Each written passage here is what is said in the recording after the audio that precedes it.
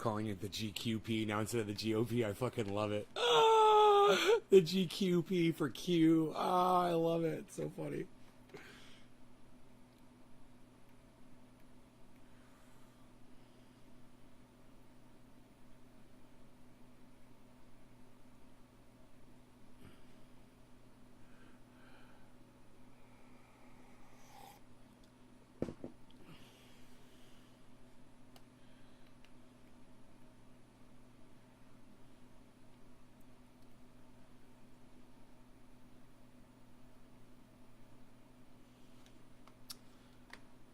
Okay, hey Debbie.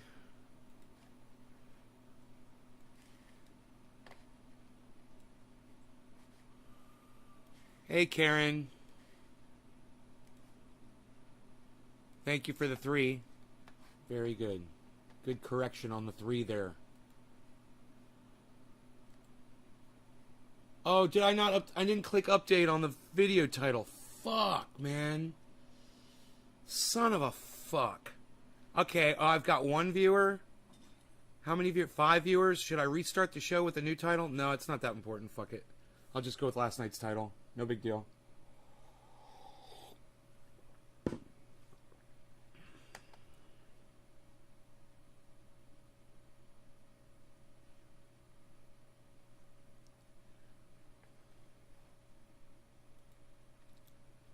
Yo, Enoch, how's it going, bro?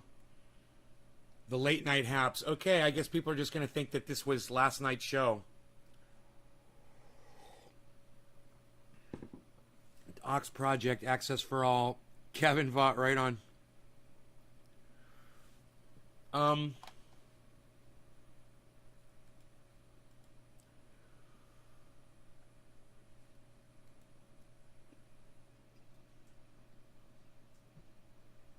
Bitcoin's down to 47.4.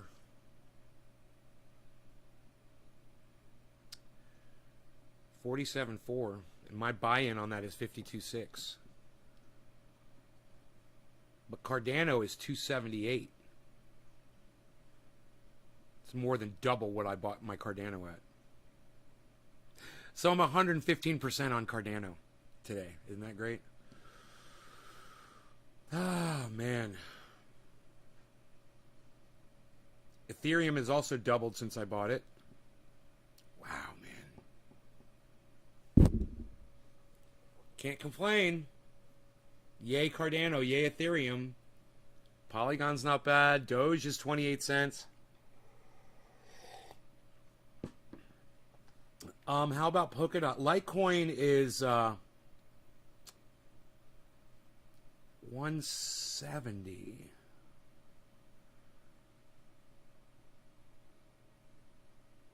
I think Litecoin's down. It was I think it was 175. Polkadot is 31. No. Polkadot was 25 yesterday. Now it's 31.42. I don't know how I'm remembering these numbers. Maybe because I bought some fucking Polkadot.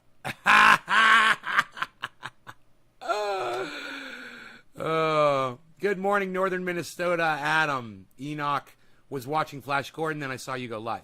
Jay, how bullish is this? Flash Gordon from like the 1970s, bro? Like from 90 a few days ago. Solana pumped to nearly 120. Right? I hope you're making a lot of money off of that. Good morning. Hey, Dot is doing well.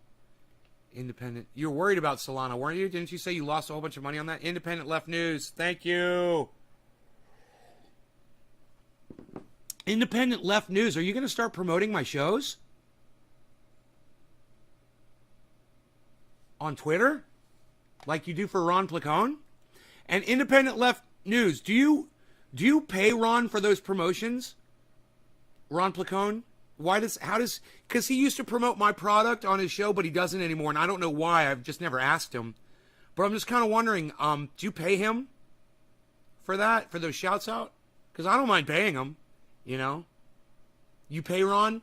What's the cost of that? How do I get on that? How much does he want for that shout out? I don't mind fucking paying him at all. You know, I'd give him triage oil for the rest of his life, but I guess that wasn't enough.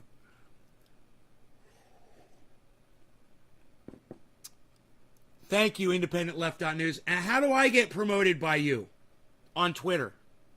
I want to be one of the shows that you promote. How do I get on that list? What do I have to do? Do I have to stop cursing? Do I have to cut my hair and my beard off? I'm not going to do it. I'm not going to do it.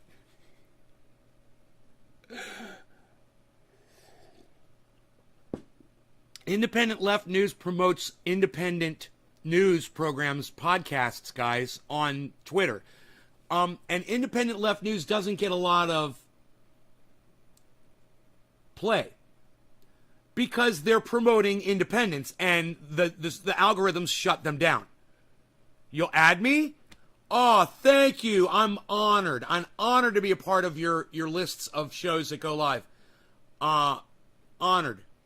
Of course, you don't have to do all three of mine every day, but if you ever see me do a good show and you want to promote it out there, yeah, man. Thank you. I say, man, I don't know if you're a guy or a girl. You call me bro, so I figure you're a guy. All right, that's great. That is great. Independent Left dot news, is it? Where's the dot at in your name? Isn't there a dot somewhere in there? Is it independentleft.news? I want to promote you. If you're promoting me, I'm promoting you. You know? I didn't lose money on Solana. It's almost never been down. Oh, who was it that... Somebody was talking about losing a bunch of money yesterday. I thought it was Solana. They're like, I bought this and now I've lost $400 or something like that. I'm like, don't sell. No, that wasn't you, Drugs Buddy. It was somebody else. In the indie media space and on the left, I'm in the middle. I mean, I agree with most of the left policies, but there's shit on the left that I totally disagree with, so I don't call myself a lefty anymore. I don't call myself a lefty. I call myself independent progressive. But I see so much, it's independentleft.news, right?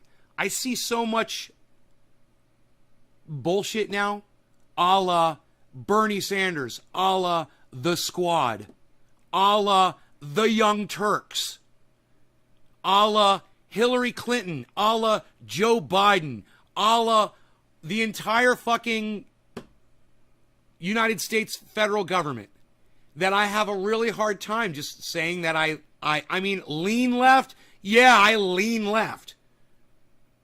But, you know, when I hear Graham Elwood call me a lefty, I'm like, oh, wait a minute, bro. Let's talk guns. Hi, Kayla. She's 5. Oh, hi, Kayla. Yeah, anytime somebody calls me a lefty, I'm like, well, maybe we should talk about guns. You know?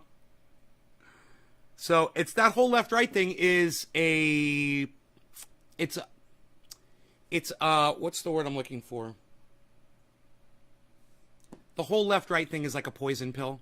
She's waving back. It's like a poison pill because they're playing us against each other. So if I'm on the left and somebody else is on the right, and then we both figure out that we both support our rights to have a firearm to protect ourselves, there's an issue with the whole left-right thing then, you see? Right. So, well, I only really watch left-leaning podcasters.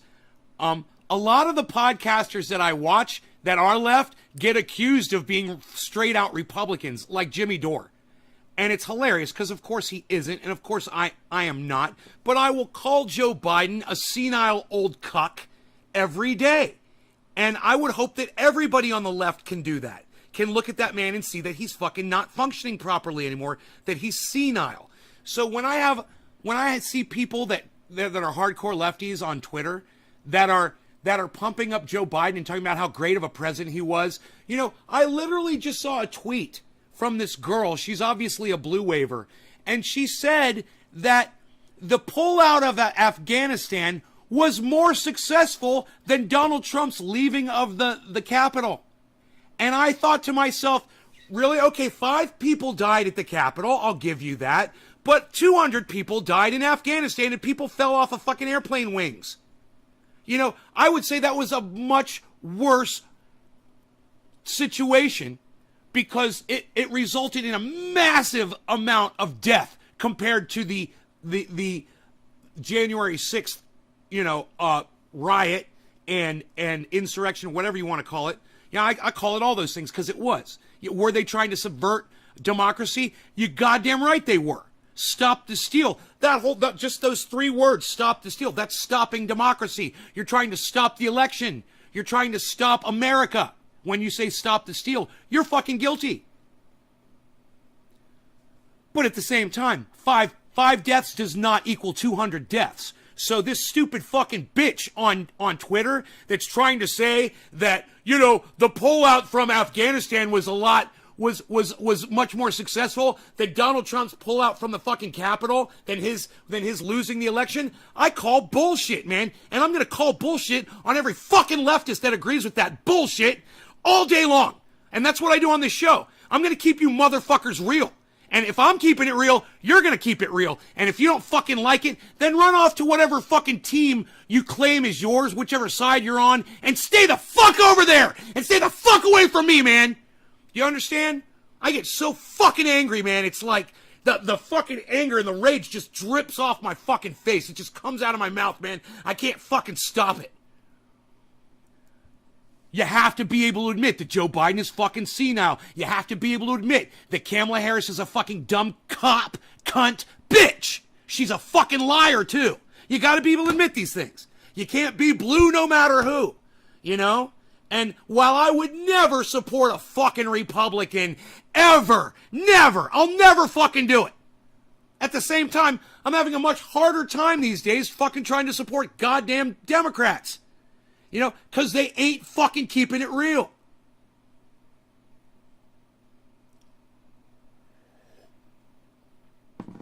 So, what does the left do that I agree with?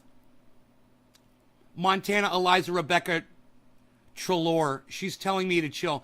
I don't chill, Montana. I don't chill. I just get ill up in this bitch. It's what I do. This is my job. I've made it my job that I don't get paid for. I come on here and I express my emotions and my feelings about whatever I'm talking about in the most honest way that I can to my audience. They can either accept it or they can't. Sometimes I'm way over the top and they can't take all the yelling and screaming and shit. I say turn the volume down. Just turn the volume down. And when I'm screaming and yelling. But I'm also making sense, so don't miss out on all the information and education that I dish out. So what does the left do that I agree with? Well, they agree in a woman's right to choose what goes on inside their body. Winning, I agree with that. The Republicans don't, so fuck them. What else does the left stand for that I agree with?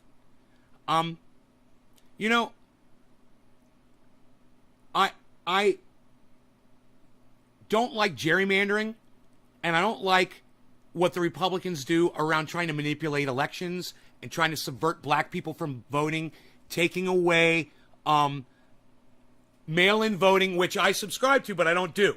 I do get the letters, but I don't send my ballots in because fuck your system. It sucks my dick. But at the same time, I'm not trying to subvert mail-in ballot voting at all. I think it's a great idea. And anybody who tries to subvert this is an asshole. Okay? Those are the Republicans. The Democrats want to get as many people voting as possible. You know why? Because more people agree with them. And when you get more people to vote, you find out that more Americans are fucking liberals. That's why Democrats are for voting rights for everyone and Republicans aren't, because they know they're in the minority. They might be able to yell louder, at a Trump rally, but that's all they got. Trump won, Trump won, Trump won. Yeah, how far is that getting you? It's fucking, we're more than a year into this goddamn presidency now? Is it almost a year? Not a year. January will be a year, right? Almost a year. Let's say that. And they're still crying Trump won?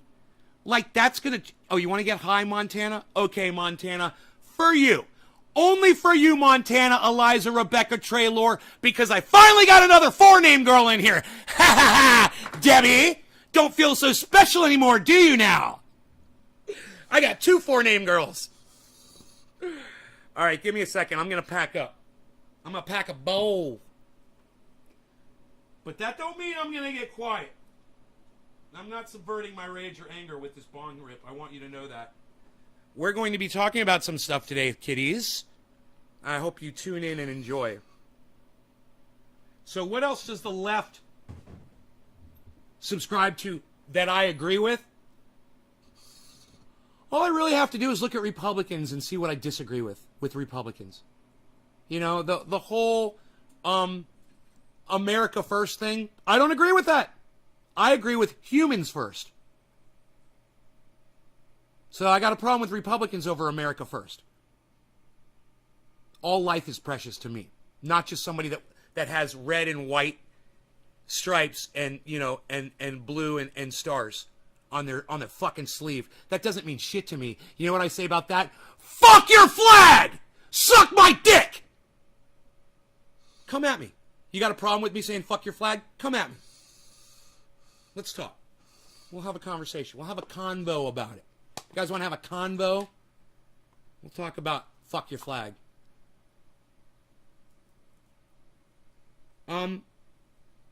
Do I support America?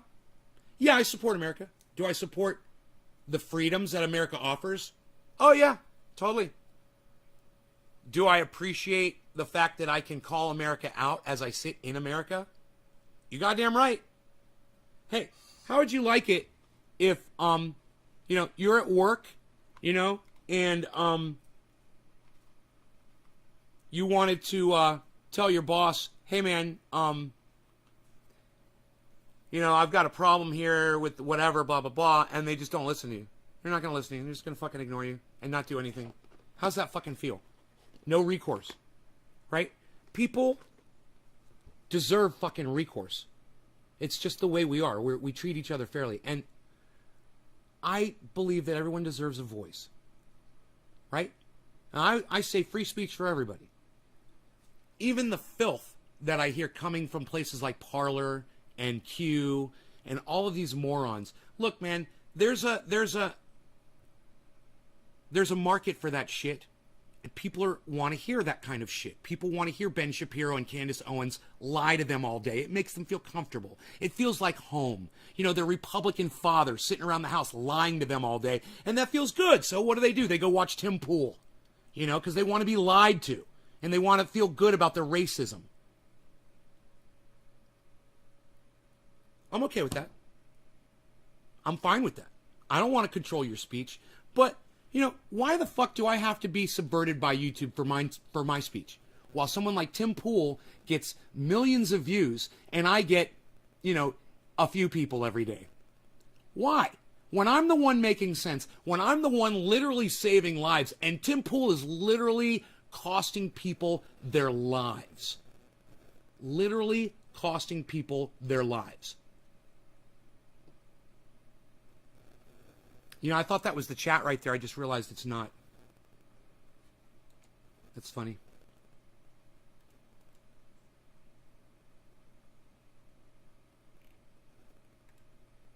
Here we go. Okay.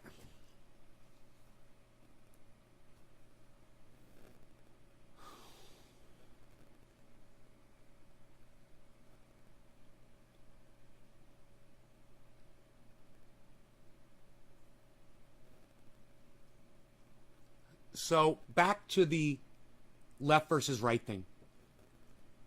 We're being played against each other.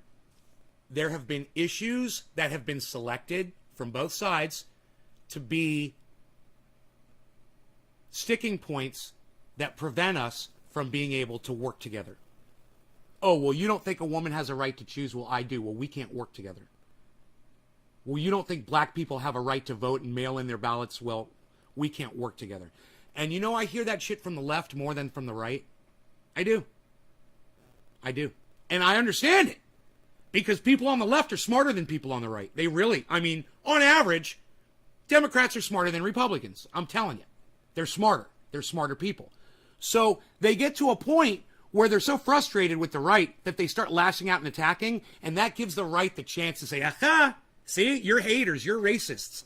You hate me because I say MAGA. And then you can't get anything done. And it works perfectly for the big industry. Because as long as that machine is just slowly grinding, but nothing's really changing, they're making so much money, and we're not getting anything back. And until you realize that, Montana, cheers, thank you. Until you realize that,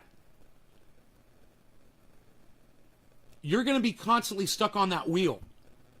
You're constantly running on that wheel, and if you're on the left, you're going to be looking at maggots, and you're going to be saying, oh, you guys are all, Trump supporting racists. And if you're someone that supports Trump or you're Republican, you're going to be looking at the Democrats and saying, you guys are not patriots. You guys don't support America. They've got points that they use to hurt each other, when what they should do is say, well, how do Democrats support America? And Democrats need to look at Republicans and say, well, how do you support freedom? My right for speech. They like that, don't they? Well, the Democrats... No! The Democrats don't agree in your right to free speech. If they disagree with you, they try to fucking shut you down. It's a problem. It's a problem on the left. I understand it. Because you're smarter than them, guys. I know. But because you're smarter than them, you need to stop trying to silence them. That's the problem with the left, man. And that's what I see. When people try to shut Jimmy Dore down and they call him a Republican, that's the Young Turks, man. That's their whole game plan. That's their MO.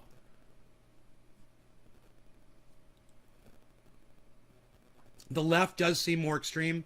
Yeah, they're both extreme in their own ways. Billy, I would say extreme is telling a woman she can't have an abortion. I would say extreme is trying to limit a black person's right to vote or mail in a ballot. I would say that's pretty fucking extreme, wouldn't you, Billy?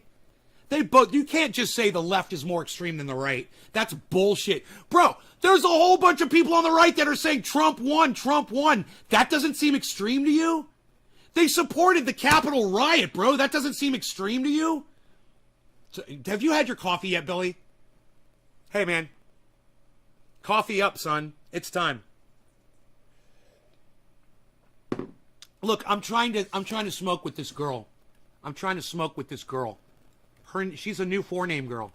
Her name is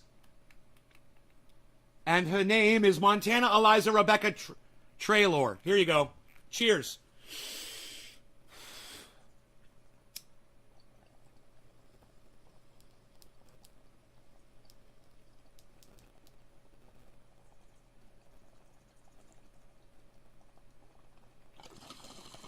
Yeah, I got my coffee.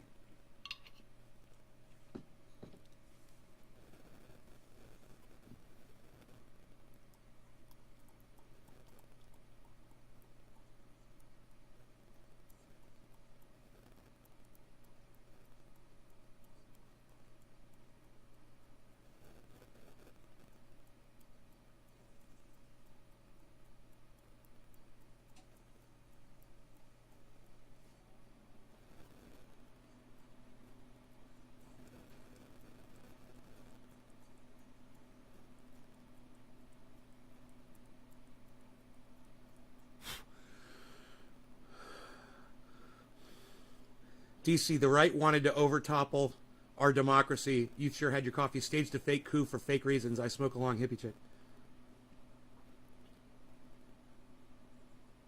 Right. So, there's extremes on both sides. Okay, left and right. We've got extremes. Right? There's people in both parties who are closer to the center. I used to be one of those people. I always supported my right to have a firearm. Always. The whole time I considered myself a Democrat, I had guns, man, since I was a child. So it was kind of like this weird little, I was like, yeah, I'm a Democrat, but I support guns, and most Democrats don't. They're trying to take my gun rights away, and I don't agree with that. But I'm not going to become a Republican over it. I'd give up my guns before I became a fucking Republican. I would. I would give up my guns before I would become a fucking Republican. You guys, you fucking Republicans, you need to drop the whole abortion issue. That's not your issue. It's not for you to decide that. You don't get to decide social issues of someone's gender. And why is the Republicans so fucked up around that shit? Oh, what bathroom are you using? Oh, fuck you, man. You're worried about your kid being exposed to someone in a bathroom. Why don't you go to the bathroom with your fucking child? All right, you're that fucking worried about it. Or here's an even better idea. Don't have a fucking child in the first place. Then you won't ever have that problem. It's great. Trust me, man. It's great not to have to worry about kids. It's great.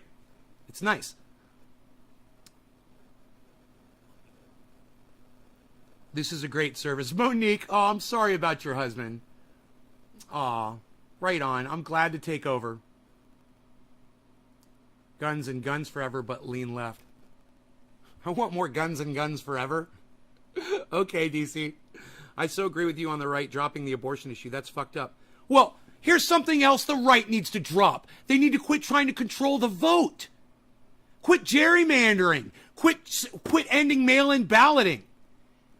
Stop trying to silence people with a different colored skin than you. Hey, man, you had your day, whites. You had your fucking day. It's slowly going away. You need to let go of that shit and realize, man, now it's your turn to feel like what it feels like to be a minority. Sucks, don't it? Well, maybe you shouldn't have been such an asshole for the last 50 or so years. It's kind of funny the way that worked out, isn't it? It's almost like there is a God named Karma.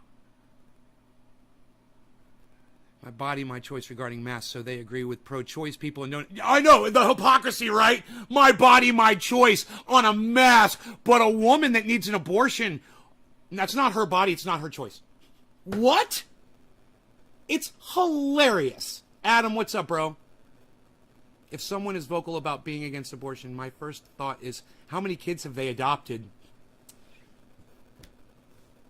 And look, I don't want to get too far into the abortion issue on this. I want to talk more about the issues.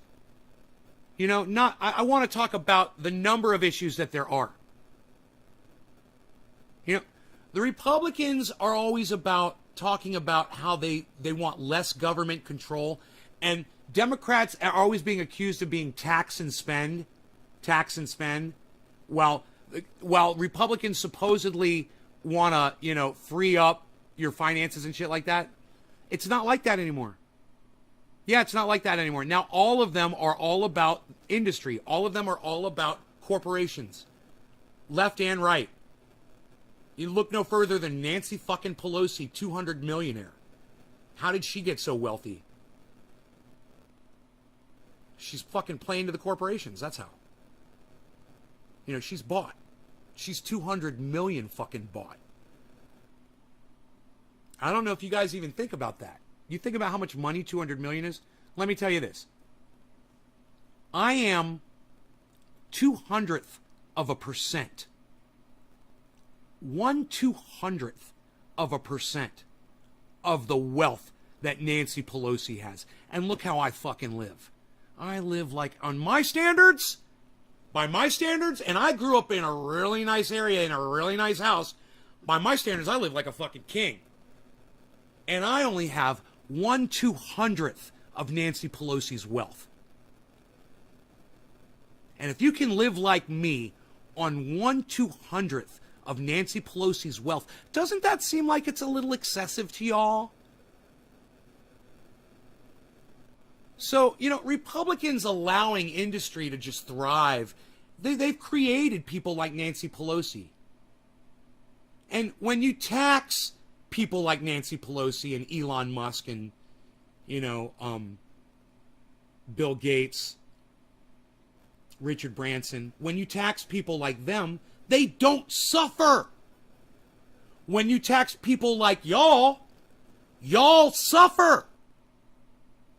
And isn't ending suffering the whole fucking point of all of our existence? It should be, but it's not. Mine is, I want to end your suffering. I do. I want to end your suffering, and I don't even want to make money doing it. 98% coconut oil, 1% peppermint oil, 1% activated THC oil. You can get out of any bubbler, anything that you're smoking concentrates out of, or you can literally just decarboxylate and use the concentrate as it is. Just 275 degrees for 5 minutes. There's your pain oil. There. I'm not trying to make money off you. That's the ingredients. That's the secret. There you go. Do you think a flat tax would be helpful? Adam, I don't understand economics, right? I'm not an economist, but I can tell you this. When a single person has, let's just say when a single person has $5 million, bro, even that's excessive.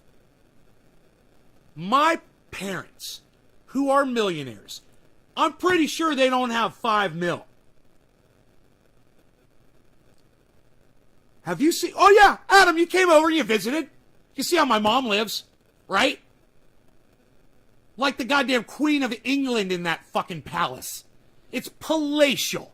It's got marble floors that span the whole goddamn, it's fucking 5,000 square feet of marble floors, bro. You know, it's insanity. That's not $5 million.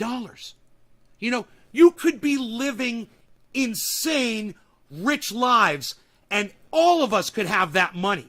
Oh yeah, there's plenty of money to go around, man. We could all be living like that. But Elon Musk needs $1 billion. You know?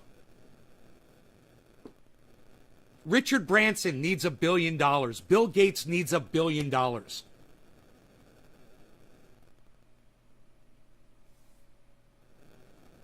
And should these wealthy billionaires be taxed so that the poor can benefit? Yeah. Was Nancy Pelosi and her ilk responsible for making it so that corporations didn't ever pay taxes anymore? Yeah. Yeah, she freed them up. Her and the entire federal government, every single politician in there, they work for industry. They work for corporations to make it easier on them so they can have billions of dollars for, you know, for what? To sit in an account somewhere while people are suffering.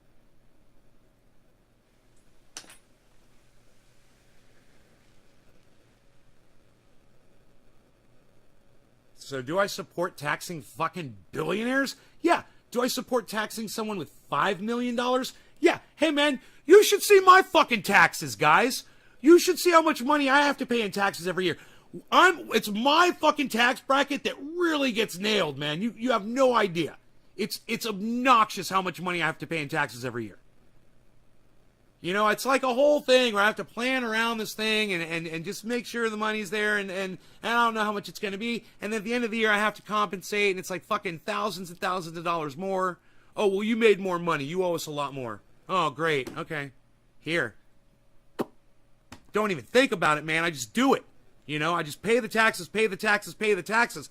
But what if Richard Branson and Bill Gates and Elon Musk were getting taxed to the point that it helped alleviate some of that fucking pressure off of me and pressure off of you too when you guys are paying your taxes? Wouldn't that be great? I mean, I don't mind paying taxes. You know, I wouldn't even mind paying more taxes. I wouldn't. I would do it if I knew that that money wasn't going to Afghanistan so people could fall off the wings of airplanes. That really disturbed me. It really, and it should bother the fuck out of you too, man. You need to think of what's going on in a person's mind when they know they are going to die and they choose to do something like that anyway. Those people knew they were going to die, man. You know, and they used themselves to make a point. You know, to send a message to Joe Biden and to Donald Trump and to the world that going into other countries and imposing your belief system on other people is just wrong. And America needs to stop doing that. They call us the police of the world. And police kill people in the street every day. Innocent people, unarmed people, black people. So are we the police of the world? Yeah, we are. You know?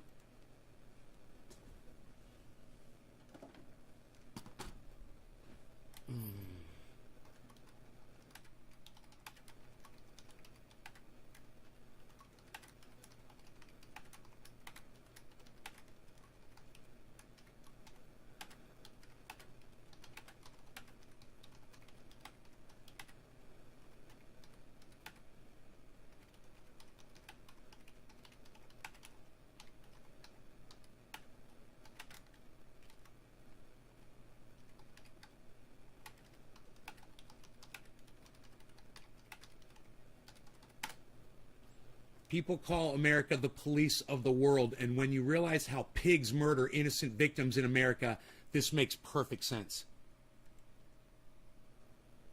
That's the tweet. Let's get high.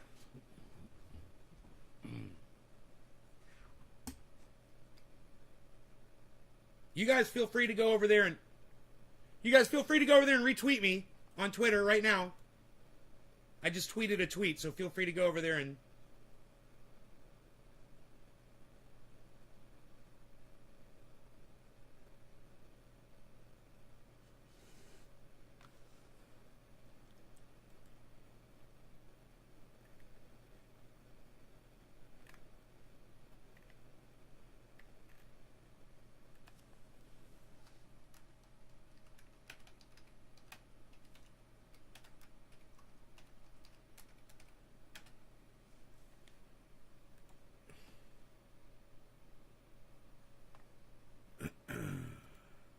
so that woman's trying to say that the exit, she tweeted back at me. She's telling me I'm crazy.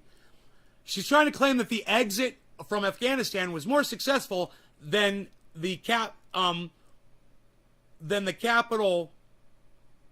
6. Is that than the January 6th Capitol insurrection, whatever they fucking call that.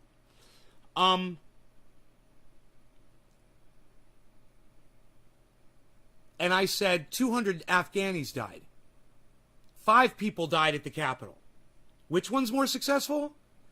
And she's like, oh, but what about all the people that died through the wars in Afghanistan or blah, blah, blah, or something like that? And I'm like, right?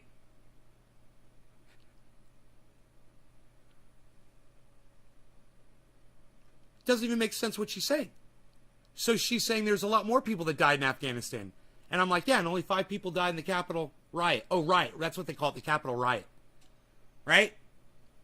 Only 5 people died at the Capitol riot. 200 people died in Afghanistan on the exit. More than 200 people have died since they tried to start exiting Afghanistan. Total death? I don't know.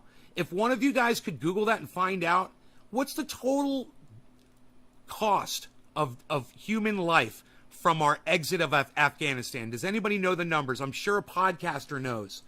But if you guys can find it on Google, I doubt it's going to be on Google, but see if you can find that total number for me and let me know.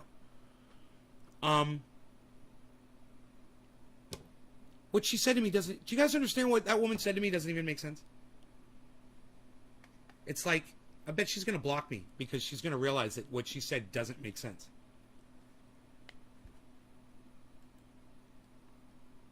Adam retweeted, ask Google how many species go extinct every day. Google answers 150. Thank you, Adam. Hey, Nick retweeted me. People call America the police of the world, and when you realize how pigs murder innocent victims in America, this makes perfect sense.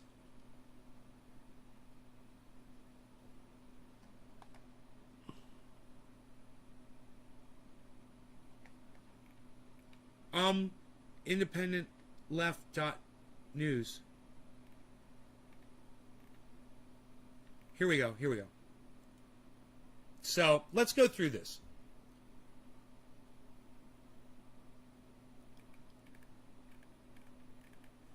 I mean, this is just me saying, ha ha, I'm right. This is the ha ha, I'm right segment that I'm going to do. I'm not impressed. But anyway, so this woman put up a meme, and the meme says, absolute truth. Biden's exit from Afghanistan was more peaceful than Trump's exit from the White House. I say, when we exited Afghanistan, 200 people died in a fucking suicide bombing explosion, right? At the Capitol insurrection, 5 people died. So this statement is factually incorrect. You know, this should say Biden's exit from Afghanistan cost 195 more lives than Trump's exit from the White House. That's what it should say. But it's an exact reversal of the truth. So everyone agrees with me that this is not true, right? Everyone agrees. I mean, you guys all completely agree, right? You all completely agree that that is not factual, right? But this woman says absolute truth. Right? So, it's not absolute truth, and that makes her what? Class, what does that make her? What does that make her, everybody?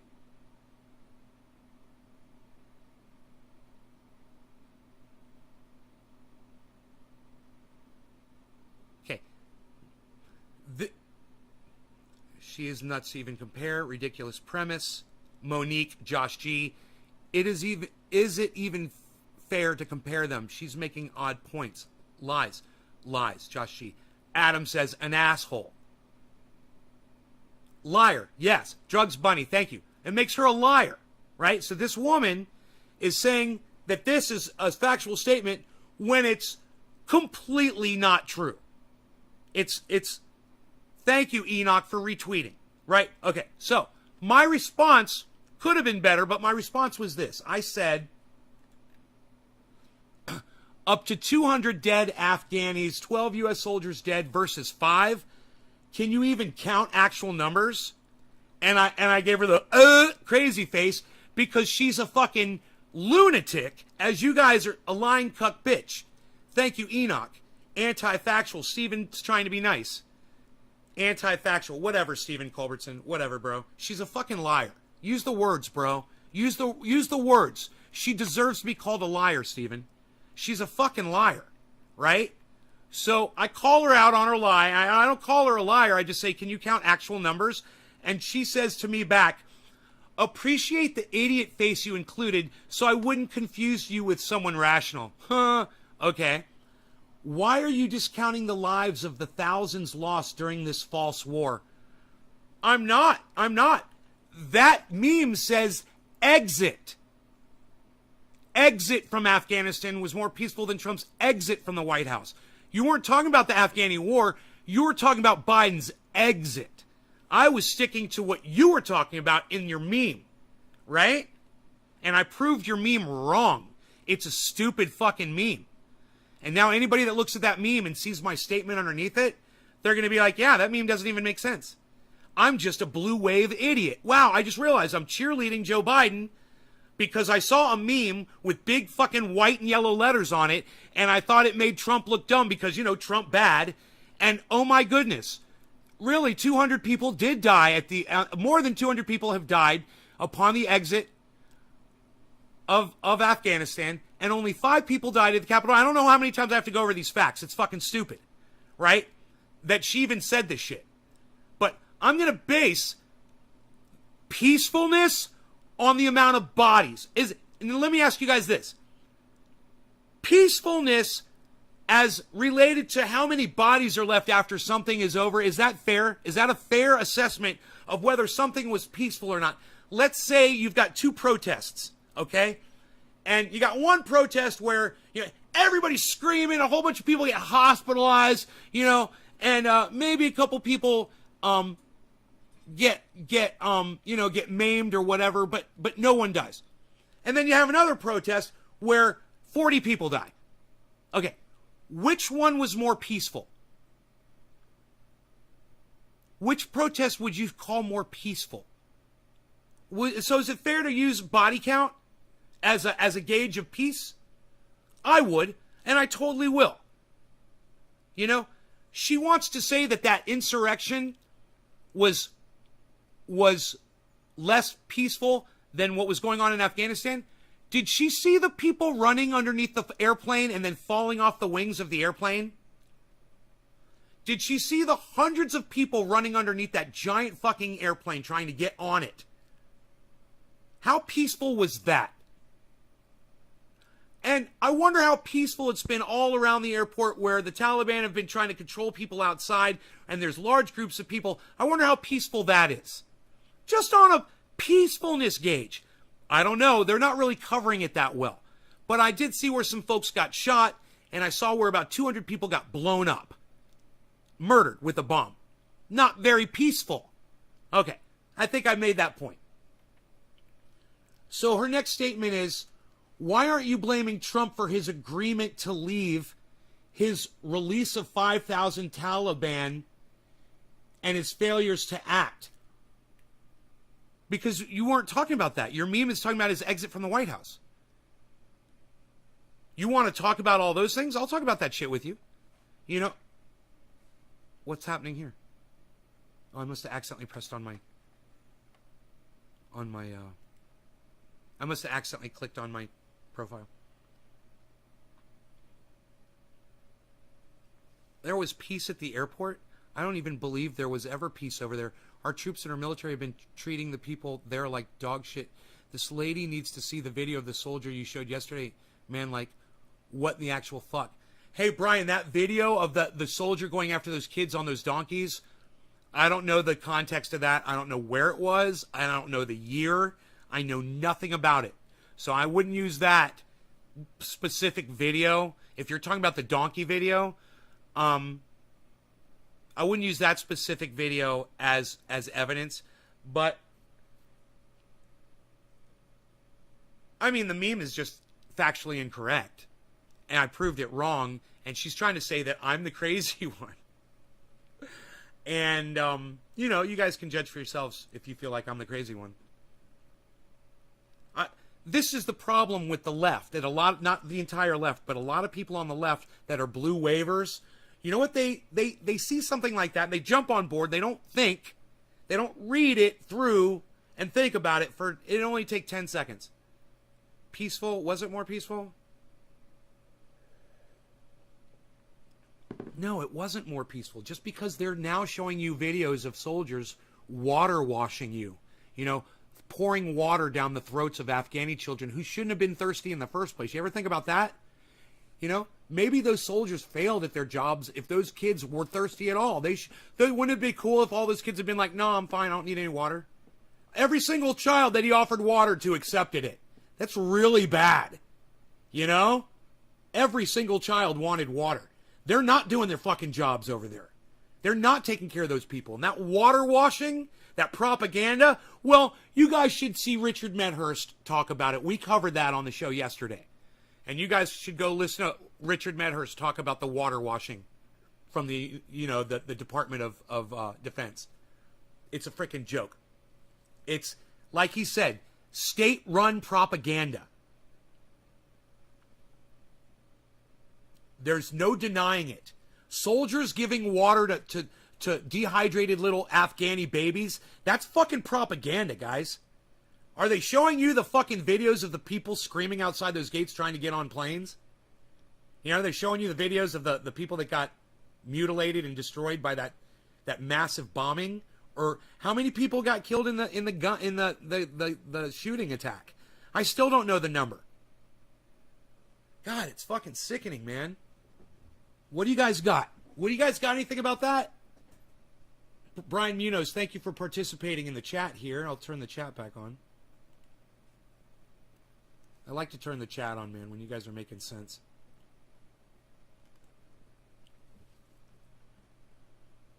Monique, I hate that you have to leave. I wish you could stay and watch. Ponzi scheme, lying to the audience. Always respect the listener. What I learned from writing. Lying to the audience. Yeah, Steven. Yeah. Enoch, Richard hits some really good points. Definitely watch his videos. Richard hits some really good points. It's from that Arab perspective, and it's really important that you guys get that. It's really important that you guys get that. Dude, there was a time when I would have fucking told Richie Medhurst to go fuck himself just based on his appearance. Now this fucking cunt won't even say 2 words to me. Right? But I still tell you to go watch his fucking podcast. And I still believe a lot of what he says. He's good, man. He's really good. He covers news really well. Thoroughly. You know, maybe sometimes a little too thoroughly. That's what we want, isn't it? We want people who are like, you know, people who are willing to work hard to bring you the truth. I don't know, man. Maybe it's not what everybody wants. I know a lot of people want Tim Pool. Let's see how many subscribers Tim Pool has on his YouTube channel. Timcast. I have a feeling you guys are going to be a little fucking angry.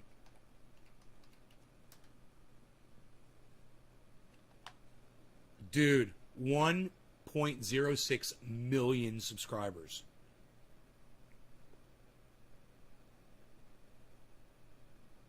$1,006,000 subscribers. I'm assuming that's what the 0.06 is. Yeah. When he goes live, dude, he gets more than 250,000. He gets 1/3 views per video, guys. His videos, 343,000 videos. Views. 311,000 views. 455,000 views from 6 days ago, guys. He gets 500,000 fucking views on a video. This liar. This fucking liar.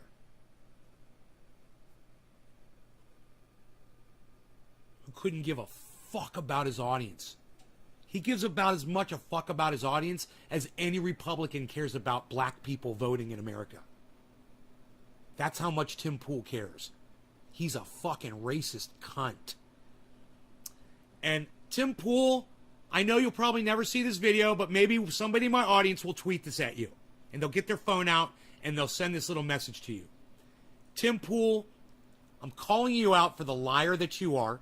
And I want you to know that I know that all you do is you cherry pick pieces of straw to subvert common sense.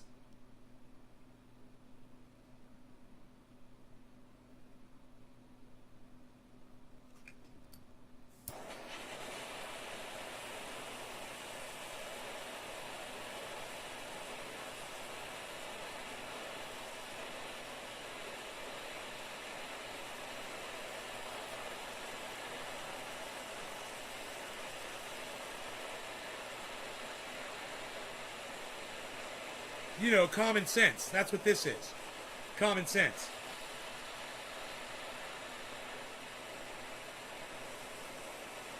That thing I'm talking about on every show. Hey, someone should make a highlight reel of me doing that. Common sense in it.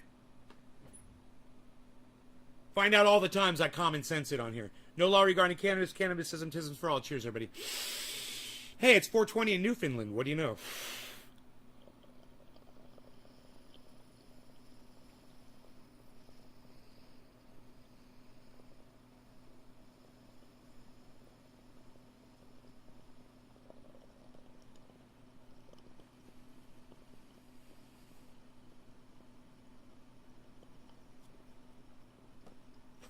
Just use a lighter to spark it, right, Billy? Just use a big lighter to spark your torch.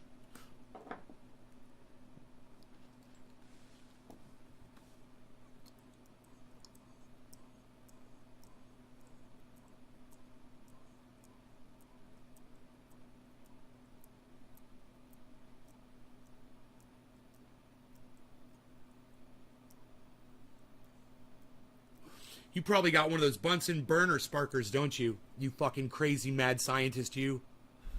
Just use that. Click, click.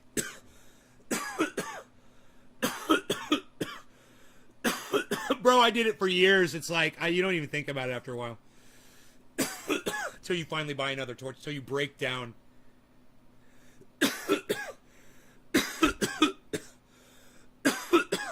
Bitcoin's at 47.36.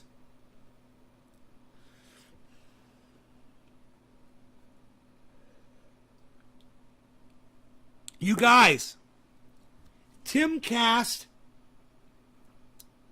getting 300,000 views per video, live stream.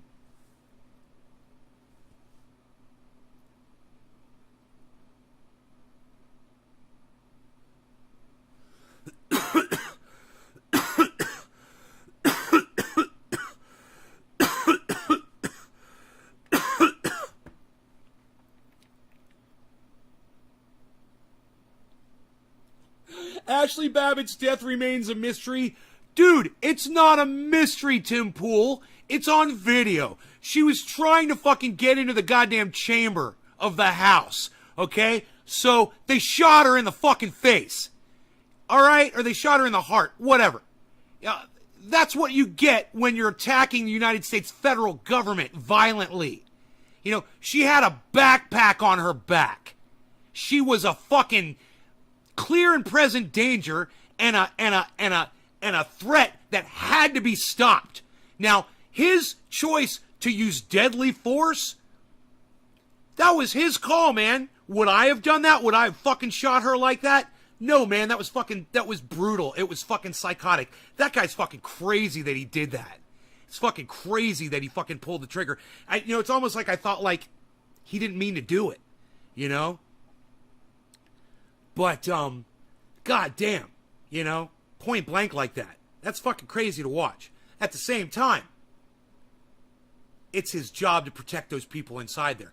And they give him the authority and the license to murder someone point blank if he feels like they're posing a threat.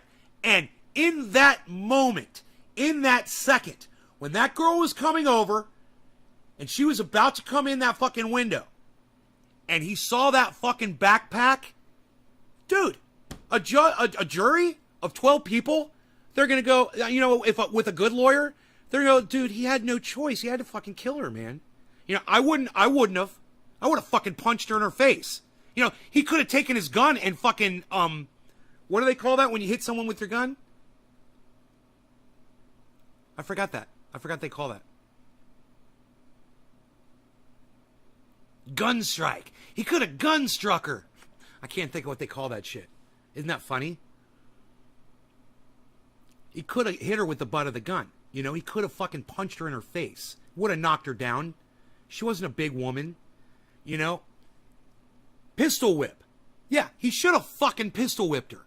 You know, that would have been so much better. And he would have knocked her the fuck out. And it would have done the same thing. It would have stopped the fucking threat without having to kill her. But at the same time, there were a whole bunch of people on the other side of that door screaming, trying to get in. And in that moment, where he pointed that gun at her and was telling her to get the fuck down and back the fuck up, and she wasn't doing it, man, if I was on that jury, I would be the fucking holdout juror to say that that guy was within his right to shoot that fucking dumb cunt. And she was a dumb cunt. And you know what else? I'm glad she's dead. All of those fucking idiots should have been shot the fuck for what they were doing. And you know what? If they were in there, you know, for an insurrection, and it was over Medicare for all, universal basic income, you know, a $25 minimum wage. Let's just do it, okay? $25 minimum wage. Ending student debt, loan debt. Ending all foreign wars. I'd say bring more fucking weapons to the goddamn Capitol. And I'm right there with you. And fuck those 200 millionaires in there. Fuck them.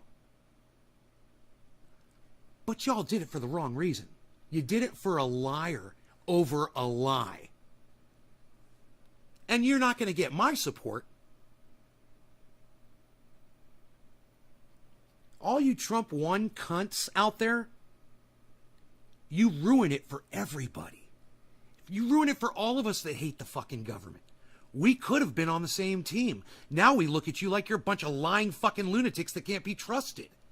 Yeah, when you're one of those Trump 1 people, people can't trust you anymore because they realize you will lie about something that we all know isn't the case, man. President Joe Biden is doing shit as President Joe Biden. When the fuck are you gonna all accept that shit, man? You know, and even when you do, it's too late. We've already seen you for the idiots that you are. You're a bunch of fucking liars. You know, like I said, you can't be trusted. Tim Pool can't be trusted. You know, why do you think Tim Pool had someone inside that goddamn insurrection with a camera? Think about it.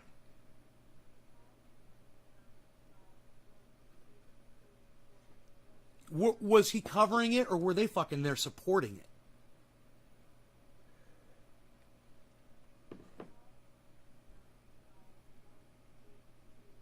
I find if I ignore the first phone call, usually the phone won't ring much anymore throughout the day. That's how I treat those fucking those calls. I just ignore them, you know. And I don't get a lot. You guys notice my phone doesn't ring a lot? Isn't that great? We may not have all shot, but it's not wrong to do so.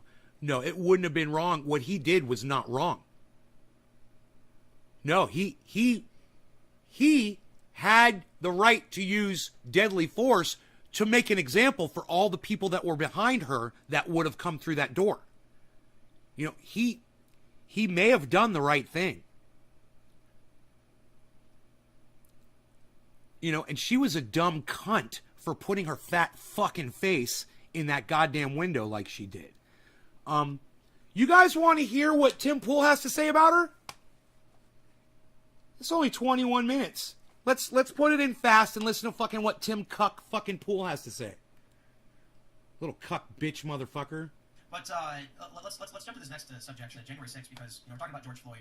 Somebody tweeted something about conservatives and the double standard. There was some conservative who said something about, why don't we know who killed Ashley Babbitt? We should have this information released immediately with George Floyd. We got this big show trial in the press. And let me just stop right there. I'm just going to say this. Who fucking cares who the pig was that fucking killed that stupid cunt? He was within his right. He was doing his job. He was protecting our leaders. And that's his job to do that. And part of his job dictates that if he has to murder a fucking cunt, well, he's going to murder a fucking cunt. You know? We don't need to know his name. And he doesn't, and he could suffer harassment for the rest of his life, his family. You know, why does this cunt bitch want to dox that man so bad? He's a doxing cunt.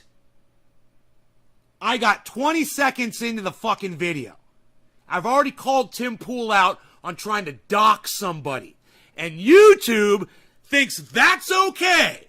20 seconds into a video, algorithms at YouTube, Tim Pool's doxing somebody. You know, he's literally just inciting 300,000 people to go find out who this guy is. And someone said, like, how are conservatives not understanding, the differences between George Floyd and Ashley Babbitt? They were like, it's a double standard. They don't care about Floyd. They only care about her because they're racist. And I said, Ashley Babbitt wasn't chewing on a speedball behind the wheel of a car and then actively resisting police. I'm not saying that George Floyd deserved or any of that should have happened, but Ashley Babbitt. So Tim Pool just went back before George Floyd was ever held down by his neck with that guy's knee, right? Goes back to where George Floyd, whatever happened before that, to try to justify that man sitting on his neck, murdering him on camera. Tim Pool, you think that's an independent? Yeah, he calls himself a fucking independent. He's a full red-blooded Republican cunt who fucking lies to his audience about what he is and who he is. Dude, we're 42 seconds in to this video in speed, in fast motion, at like double speed. 42 seconds in. And YouTube thinks that this guy is a goddamn angel and my content should be subverted. Babbitt stood up and looked through a window and took a bullet to the neck, right? So look, I mean, there's some, so first of all, I pray for the trip. Did he say look through a window? Neck, right?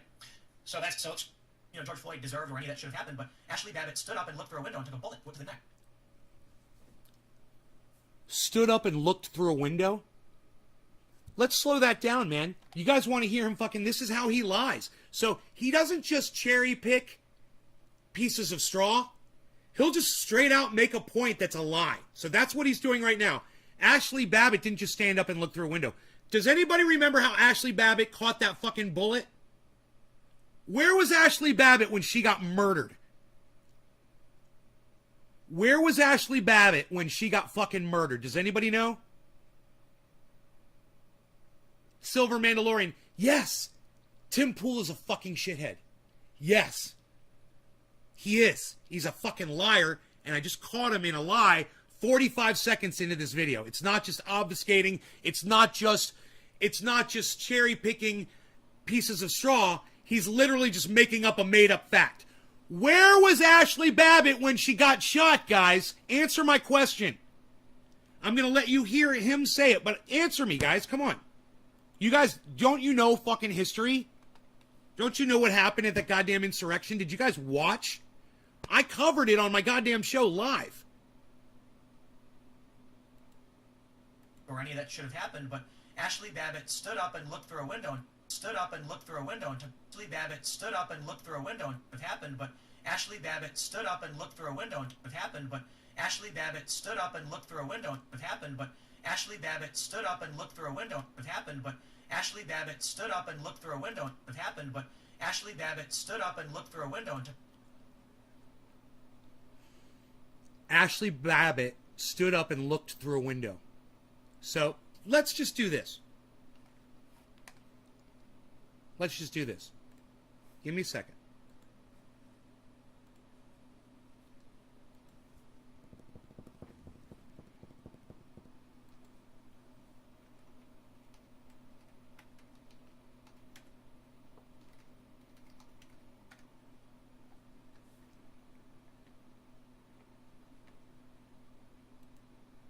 One-minute video. The following content has been identified as inappropriate or offensive. I understand and wish to proceed. Okay, I'm not going to be able to show this to you probably, but let me just watch it for a second. Boom. Okay. Ashley Babbitt stood up and looked through a window. I could show you these few seconds of this video where she's not shot yet. Is this standing up and looking through a window? I want you guys to tell me, okay? Since you guys are going to be able to see this. I want you guys to tell me, and this is not disturbing what I'm going to show you, hopefully. I'm going to pause it before she gets murdered.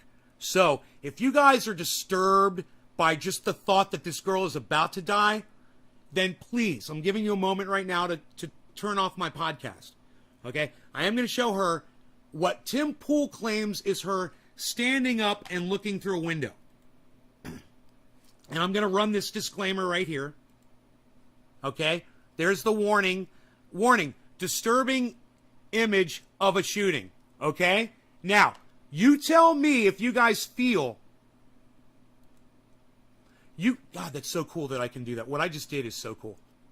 You guys tell me if you guys feel like this is standing up and looking through a window. All right, here we go.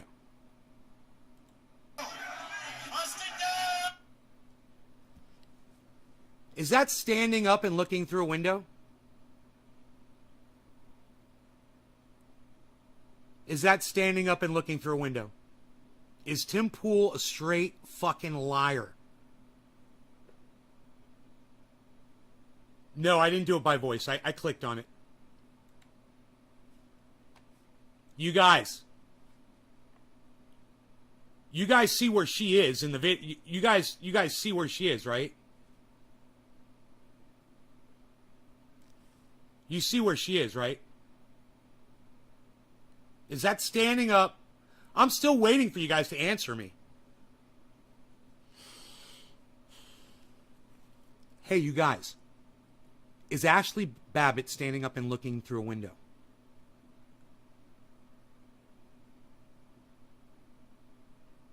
No, can't see? What do you mean, no, can't see?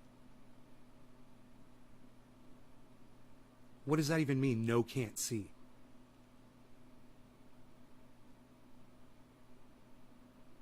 Hippie chick says she's climbing through the window. Is that her climbing through the window? How can you not see that? Adam, how can you not see that person on the far right with it looks like a red, white, and blue backpack and a black, looks like a dark navy blue or a black jacket, and their head? How do you not see their head right here, their backpack right there? How do you not see this? How do you not see this, Adam? I don't understand how you don't. What are you looking at that you don't see a person right there? I want to make sure we're looking at the same thing.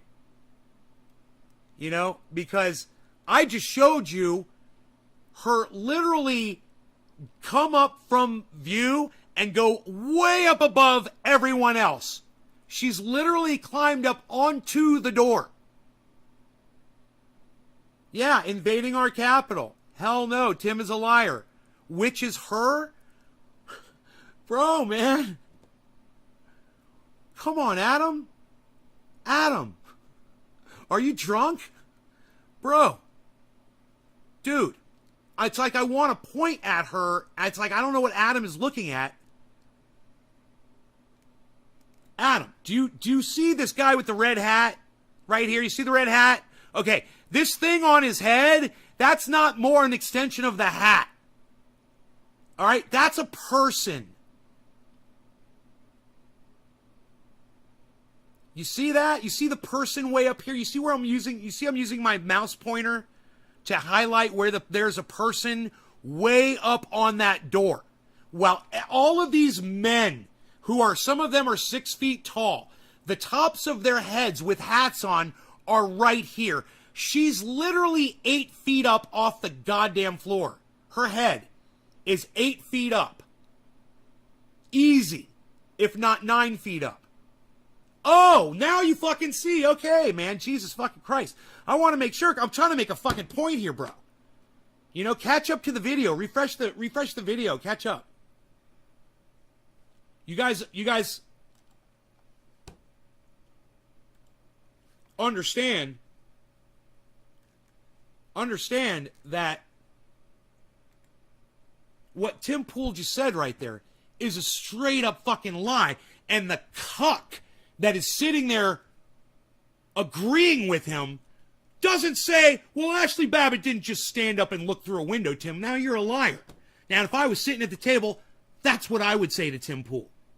I would say, well, Tim, you're a liar. Let's watch the video. Is that standing up and looking through a window? Why do you lie about shit, bro? Do you have like a list of things that you're going to lie about all day? How do you fucking do that? All I can do is look at the way something is and tell you how it is. You're going to make something up. How do you remember from one day to the next what your fucking narrative is, you fucking cunt? God, I want to reach across the table and strangle him, you know? Fucking 300,000 views per video? He's got 1 million subscribers, man. Took a bullet, went to the neck, right? So look, I mean, there's stood up and looked through a window and took a bullet, went to the neck, right? It happened, but Ashley Babbitt stood up and looked through a window. It happened, but Ashley Babbitt stood up and looked through a window. It happened, but Ashley Babbitt stood up and looked through a window. It happened, but Ashley Babbitt stood up and looked through a window. It happened, but Ashley Babbitt stood up and looked through a window and took. Did she stand up and look through a window, or is Tim Pool a liar? No, he's a fucking liar, Nay. Tim Pool is a fucking liar. Somebody put that in my goddamn chat right now. Not just fuck Tim. How about Tim Pool is a motherfucking cunt lying bitch? I want to see that shit in my chat. I'm sick of being the only one who's pissed off about this shit. Took a bullet, went to the neck, right? How's this make you feel? So look, I mean, there's some, and this cunt. All, I pray for Hi, Danny. family, and I pray for them to obtain the justice that they deserve. There's all kinds of justice. What?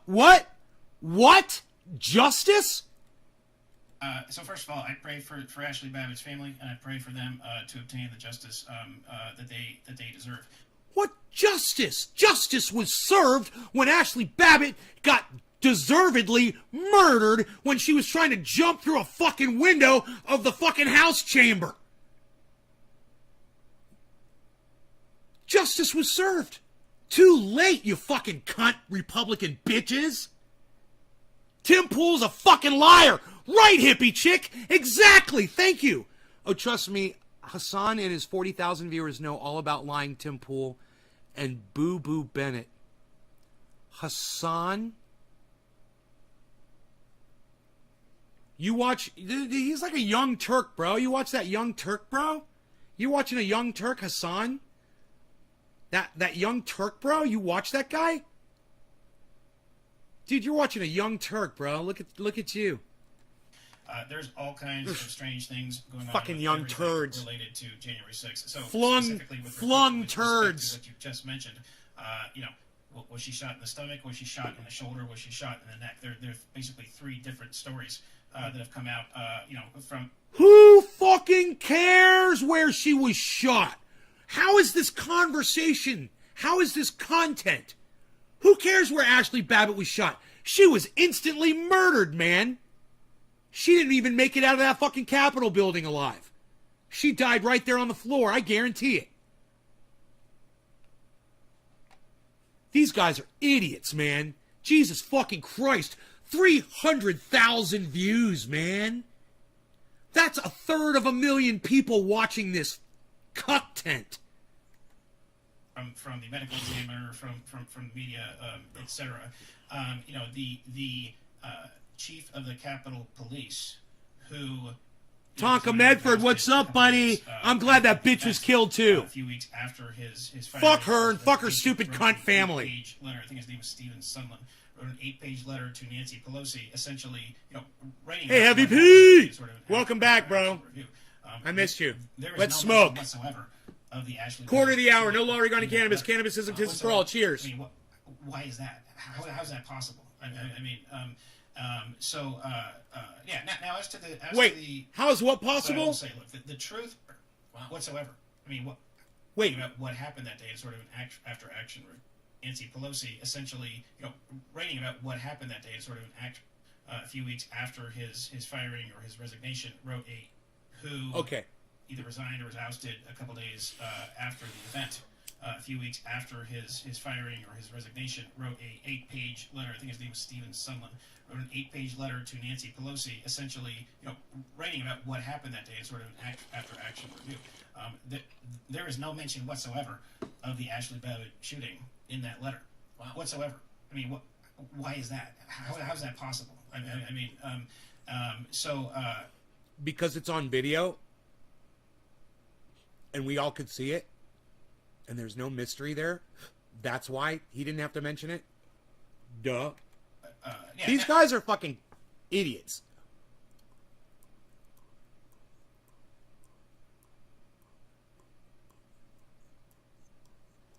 You know, when you have a video of somebody getting shot and murdered, when you have it on video, you know, writing down on paper what's in the video, that's a little pointless and self-defeating, isn't it? Why waste the time and energy? Hey, cue the video.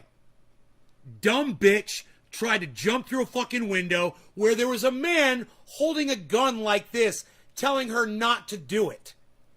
He killed her. End of story. He was defending our leadership. It was his job. The man was doing his job. You know, you want to do a job like that, man? I wouldn't. What a fucking crazy job. You know, there was a time where I said I would have done that for Bernie Sanders, and now I realize how stupid I was. I'd do it for Jimmy Dore, though, man. I'd be his bodyguard. I'd totally kill you over Jimmy Dore. Don't fuck with me, Dusty. I'm just kidding, Dusty. You know I love you, bro. You can hate on Jimmy all you want.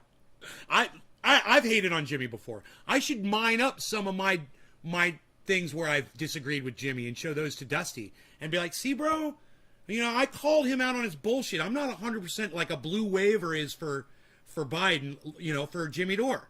You know, I'm not gonna do that. And when Jimmy Dore is slipping, I'm gonna call him on his bullshit. You know, and I hope that everybody does that to me too. It makes me a better person, man. Now, as to the, what I will say, look, the truth is going to come out about everything that happened on January 6th. It is going to take some time, but the true January 6th commission is going to be what happens in those Article 3 federal courtrooms whenever we try these cases. I represent 13 of these people, and I will tell you that we are taking every single one of these cases to trial. We're going to expose exactly what happened that day, how it happened, who's behind it, what happened. Do you hear his voice trembling while he says all that? What happened that day? Etc. Sounds like Dusty singing a gentle little song.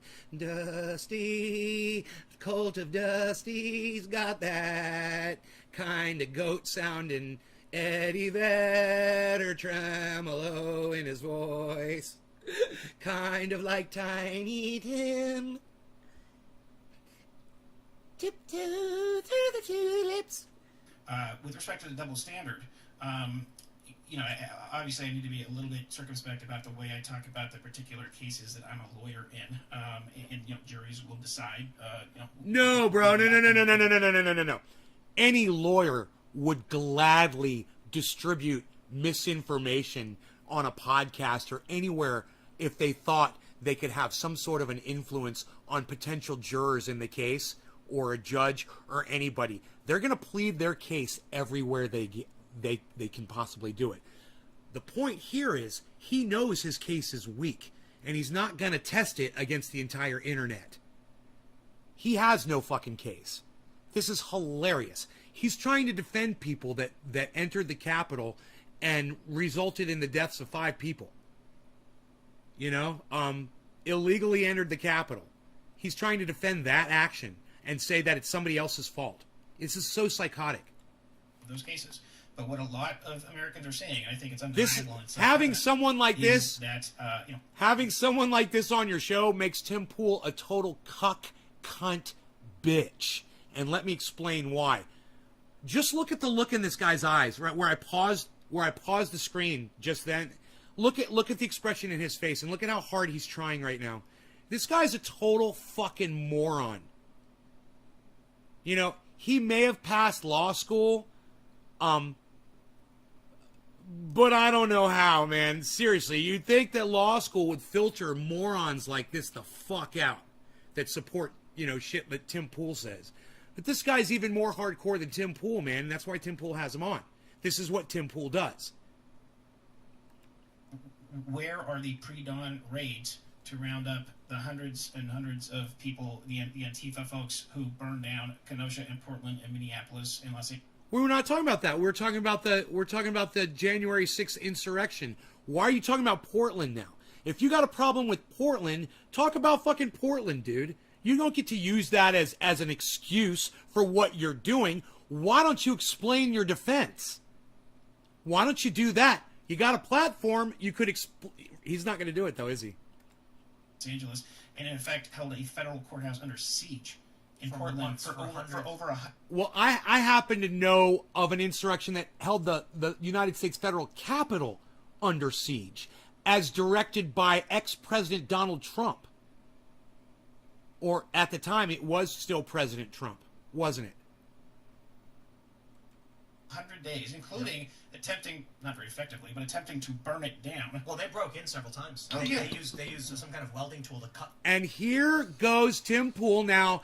Let's start talking about what happened over there in Portland. Let's just deflect and let's filibuster about, with little pieces of straw where we're trying to convince our audience that we're right about something that we're completely wrong about. Through the locks. Yeah, and they tried to burn it down when human beings were inside. Yep. Okay, so we have pre-dawn raids with AR-15s where there are 3-year-olds in the house. With folks like 73-year-old pastors who are Vietnam veterans with no criminal record. Where is the priority to protect regular American cities? And I think that it's just self-evident, and a lot of Americans see that there seems to be a gold standard of justice right now. And I think about how dangerous I think that is. A fundamental Not a coffee. of the American system, the American idea. I'm out of the American coffee. Constitution I need to is go that make there's some equal more. Justice under the law. When the faith in that idea starts to crumble, and in fact I would say starts to be shattered, as it is right now, that's a very, very dangerous thing for a free society and constitutional republic to hold together very long. Danny, you're joking, right? You're joking what you just said in my chat, just so you know. I'm just going to go ahead and... I don't know what that avatar is.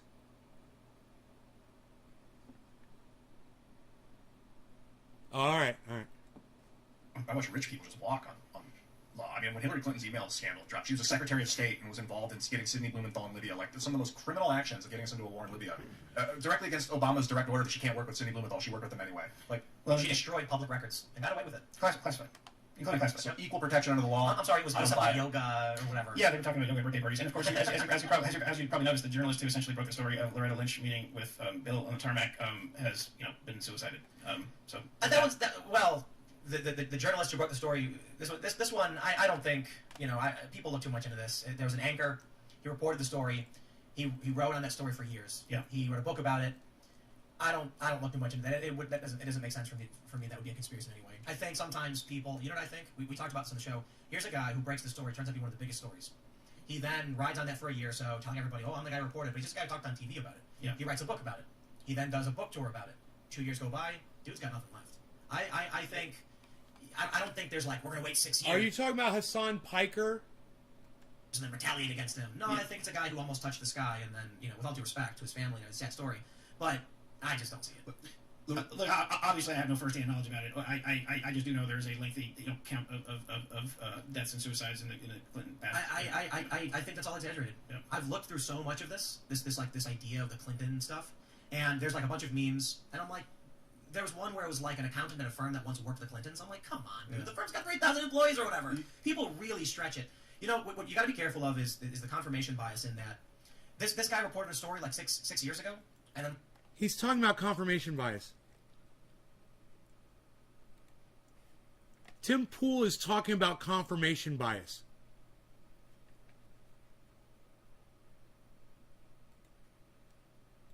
What you got to be careful of is the confirmation bias in that people really stretch it.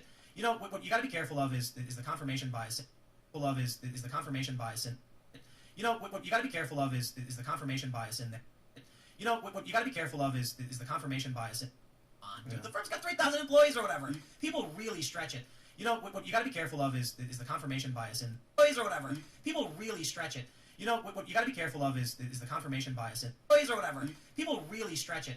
What you got to be careful of is the confirmation bias employees or whatever. People really stretch it. What you got to be careful of is the confirmation bias in that this guy reported a story like six years ago. As in that this guy confirmation bias in that what you got is the confirmation bias in is the confirmation bias in is the confirmation bias in information bias in information by information love is the confirmation bias is the confirmation bias in is the confirmation bias is the confirmation bias information bias in information bias in is the confirmation bias is the confirmation bias in is the confirmation bias in that. The confirmation bias is what Tim Pool does all day. He believes a Republican right-winged stupid fucking narrative, and then all he ever does is he has morons like this on his show to try to confirm his bias. It's all he does. This is the most hypocritical thing Tim Pool has ever fucking said, and it's all he does. This guy reported a story like six years ago, and then like, what are we supposed to assume that the Clintons like in 6 years' time will get our revenge and expose ourselves to massive risk for no reason? A bunch of these stories that come out about the Clintons are like strange, circuitous connections that I think are. But the email thing is not. That's the a email blatant thing's legit crime. It was a crime that she committed that she wasn't charged for. And now this is a place where we can come together. Finally, as much as I fucking hate Tim Pool and all of these Republican cunts that try to pose like they're independent. Look at him with his cool beard, his cool long hair. He's not a Republican. He's cool with his cool black glasses, man, and his fucking rugged corduroy jacket. Man, that guy's so cool. He's not a fucking Republican. He's an independent, man. Bullshit. This is a Republic cunt right here. Okay? What's a Republic cunt? That's a fucking Republican who's too much of a fucking cunt and in the closet about it to come out about his Republicanism. That's a Republic cunt. Understand that. Not all Republicans are Republic cunts. There's a difference. Tim Pool and this fool, these guys are Republic cunts. Why does he wear that stupid fucking hat? Because he's a Republic cunt. That's why, Tonka. Because he's a Republic cunt. Look at this motherfucker's pig nose. Holy shit. Oink, oink, motherfucker. God damn, what's up, piggy? Holy shit. That motherfucker's got a piggy pig nose. fuck these cunts. Lynch was basically investigating that, right? She was in charge. She was what, the Attorney General or something Yeah. at the time? And then Bill Clinton went and met with her and had a conversation off the record that people could see happening, and then the charges got dropped. Is that what it was, or the investigation didn't go forward? Yeah, that's right. I mean, James Comey had held a very sort of famous or infamous, press conference in which he went through sort of, 15 minutes of talking about, how sort of reckless and negligent bad this was about the emails, and then sort of surprisingly at the end sort of dropped the bomb that it didn't rise to the level of her being prosecuted or whatever. But that's not something that FBI directors do. And let me just pause right here. I agree with all of this. I agree with what they're saying. See, I can find something at least, even with Tim fucking douchebag cunt Poole on his podcast, that I can agree with. Yeah, Hillary Clinton is a fucking cunt. And she's a fucking liar. And she's broken the law. And she should be in prison getting fucked up her ass. Fuck Hillary Clinton. Fuck that bitch. At the same time, these guys have gone really, really far off the topic. They're supposed to be talking about this guy's defending Capitol 6 rioters and his amazing defense, and he's going to be defending them and blah, blah, blah, blah, blah. What are you even talking about now, man? When are you going to get to the fucking point? Bottom of the hour, no law regarding cannabis. Cannabis isn't just for all. Cheers, everybody. As to the evidence, and then that proceeds. That was odd, to say the least. Oh yeah, I mean, 2016 was one heck of a weird year. It's like reality just broke. A lot of people like to mention that the CERN Large Hadron Collider went off, right. And then we get the whole universe is in disarray. But I want to mention something too. Sure. A lot of people don't understand. I think there's a lot of people who want to believe in a lot of conspiracies. You'll see like a meme photo and they'll list a bunch of names and then draw lines and connect them. Okay, I actually go through those names and I look up the records of the individual where they worked, and I've looked into a lot of those memes and I'm like, it's just you could draw this. You could do it to almost any person in a high profile position. There's this new one going around where the San Francisco Gay Men's Choir. They recorded this video where they said, "We're coming for your children." And it's a creepy video. I think it's really creepy and purposefully antagonistic, like to an extreme degree, where they start to seriously took the video down. But 4chan's coming out and digging up their names in the choir and then connecting that to the sex offender list. I was like, okay, let's see if some of these things are true. And they do these memes, they show the name, they connect the line, and then it's not legitimate. It's not real. Far be it for me to say that 4chan's got it wrong, but they certainly don't have enough evidence yet. Yeah. So you got to be careful about these meme things that go around, because I've tried to dig up stuff on this, and it's just not there. Look, I used to be, one of these people that whenever you would watch, the Oliver Stone movie JFK, I'd think, well, that's interesting, but I mean, come on, was there really anybody else besides the RBOs, right? I will just tell you that in light of the litigations I have been involved in the past, 4 to 5 years, with respect to representing George Papadopoulos and Carter Page, Rudy Giuliani and Tulsi and Kyle and now January 6th, there's a lot of narratives that turn out to be just completely and totally fake, and they end up being just destroyed after a period of 3 or 4 months, whether it be the Russia hoax, exactly, or well, those are conspiracy theories too. That's the thing, Yeah, and so unless you have the hard evidence that you can put out and you can definitively draw those lines, yeah, I just say okay, yeah, whatever. Yeah, I just in light of the things that I am learning as a lawyer, probably most involved in the January 6 cases, and again, we'll let juries decide what happened there. There's just a lot of questions. With respect to Ashley Babbitt, we still don't know the name of the individual who fired on her, who shot her. Well, I mean, some people think that they know, and I've seen allegations, but nothing's been confirmed. Yeah, no, that's right. I mean, they have not officially named the person who fired that shot. And why is that? I mean, where's the explanation for why? I would say because as political imprisonment is a type of thing, so is political protection, and both. Yeah, and the issue is if this was kind of imagine. I mean, if it was converse in terms of the politics. I don't think that that guy would be strung up in DC. Exactly. That name would not be. His house would be burnt to the ground. His business. Right. Oh yeah. Yeah, they go after him like crazy. I mean, he's suggesting to his audience these things. He's such a piece of shit. Not only is he trying to dox the guy, but he's literally suggesting to his audience what to do to him once they find out who he is.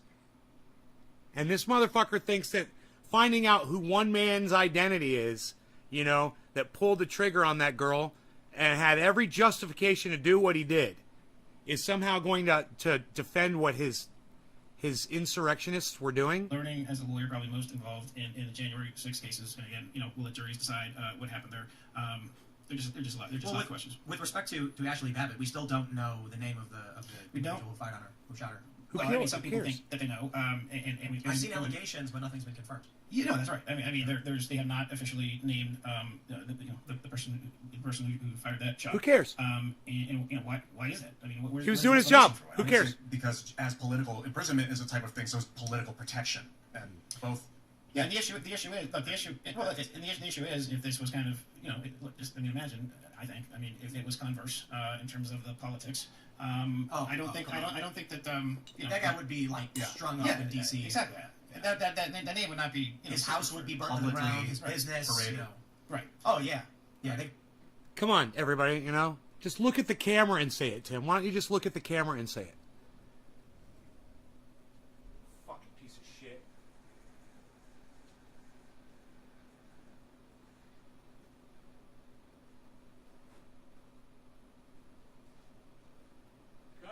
Kathy, I'm gonna have some.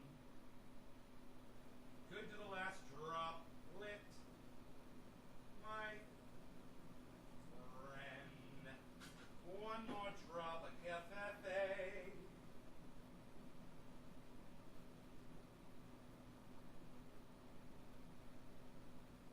One more drop of cafe.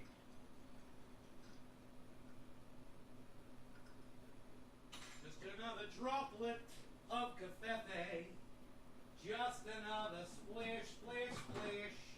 Splish, splish, splish. Just a splish. Just a splish, splish, splish. Just a splish. Just a splish. Hashtag just a splish. Just a splish, splish. Yeah, insinuating. Inciting. Steven, inciting violence. Political protection, and both. Yeah, and the issue is if this was kind of imagine. I mean, if it was converse in terms of the politics. I don't think that that guy would be like strung up in DC. Exactly. That name would not be. His house would be burned to the ground. His business. Paraded. Right. Oh yeah. Yeah, they go after him like crazy. I mean, there was a report from the New York Times where they went, the Portland rioters, where they're marching around, stopped at some guy's house and then started like yelling at him for him to come out. They threatened to burn down his home for simply waving an American flag. So of course we know if fuck there your was flag. A bunch of, don't do that to people that wave flags, but like when they shut fuck down your. the You tell them to go referendum fuck their flag. like, Absolutely. or they're banging on the doors and the Supreme Court Well, won't get the door open. If one of them took a hit, Yeah. Oof. Well, it's also like look at the Brett. So I guess Tim Pool's a flag-waving American. He is like a red-blooded Republican, isn't he? He's a flag-waving, red-blooded Republican. He wants to punish people for burning the flag, I bet. I should do a video just for Tim Pool where I burn an American flag. And say, hey, Tim Pool, I'm burning this American flag just for you. And you know what's funny? That's a proper way to dispose of an American flag. I've got one on top of my grow that Mark put up there when he built the thing. And I said, man, I can't believe you put an American flag on my grow. And he's like, you want me to take it down? I'm like, no, because you're going to risk your life going up there to get it. It's 20 feet up, you know? So I'm just like, it's okay. Well, the wind has destroyed that fucking flag. And I figure, we can take it down and I could burn that motherfucker and make a hilarious video. Oh, it would be so disrespectful. Oh, man. But Tim Pool would never see it. That's the problem. I could make a video, but Tim Pool would never see it. Having confirmation hearings. right, banging on the doors. They were trying to shut down that. They were trying to shut down that, and we're Insurrection. And let me touch on the insurrection idea, okay? Because that just from a legal standpoint, a factual standpoint, I mean that is nonsense. Because it is. I mean, hear me out, which is just that that's an actual crime. I mean, insurrection is a crime. Yeah. And you can be sure. Can you be charged with insurrection? Absolutely. And none of them have been charged with insurrection. Zero. Oh, okay. So Such ridiculous. so you can be sure that if the federal prosecutors felt like the elements of the crime of insurrection were met, I'm confident out of 550 cases and counting, probably going up to close to 1,000 at some point, there would be some such charge. For those that are lit. Man, people were yelling, stop the steal. That's all you need. I could prove that in a court of law. Put me in there against this motherfucker. I'll work for the United States federal government. And I will prove that the chant, stop the steal, was all that was required to prove that that was an insurrection. An insurrection doesn't have to be organized. Insurrections can be spontaneous. And no matter how that started, it ended up an insurrection with people screaming, "Stop the steal," going into offices and stealing things out of those offices to subvert democracy. Computers, paperwork, and shit like that. And they were laughing about it and smearing their shit on the fucking walls. They had an agenda, and they did have a reason for why they were there. They were trying to prevent Joe Biden from becoming president of the United States. That's it. That's an insurrection, man. You were saying stop the steal. It was an insurrection. Put me in there. If you know, the United States federal government should charge every single one of those cunts with insurrection. Let me prove it. I'll fucking prove it in a court of law.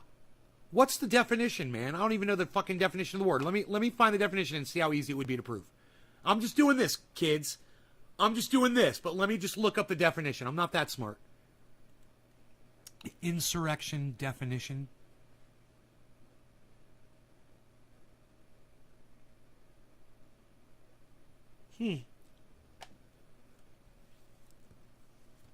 I'll prove it in fucking 5 seconds. With 5 seconds of video footage. A violent uprising against an authority or government. Now, what about as a legal term, though?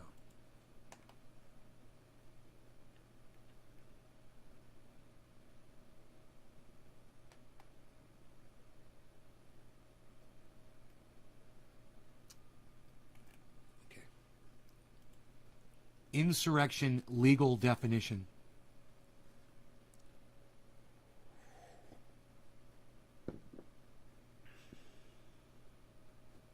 Usually manifested by acts of violence. Whoa! Dude, it's totally insurrection, man. It's a short definition.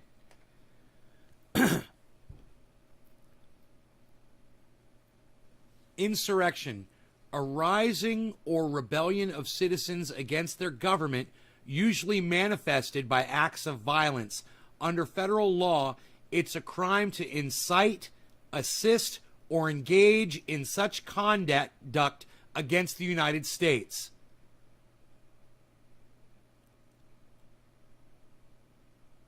Wow, dude. Does anybody disagree that that was an insurrection? Provable in a court of law? Why isn't the United States fucking doing their jobs, man? I thought, well, maybe it's going to be hard to prove that it was an insurrection. No, it was a fucking insurrection. They were yelling, "Stop the steal." They were trying to stop Joe Biden from becoming president. They're still saying that Donald Trump won that election. You can prove this in a court of law. What the fuck are they doing, man? All of those, what's the penalty?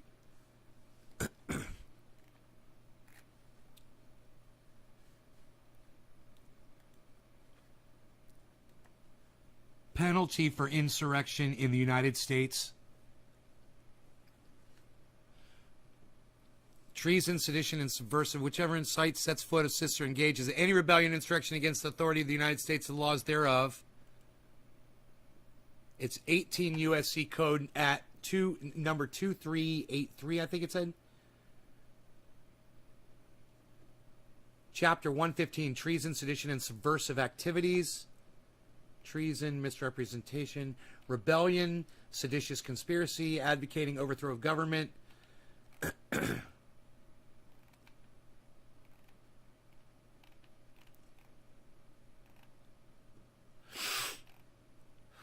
There's a lot under here, bro.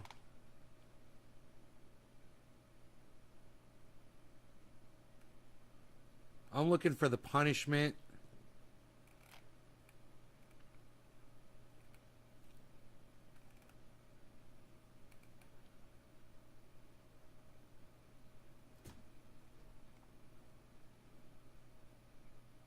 $20 years? What?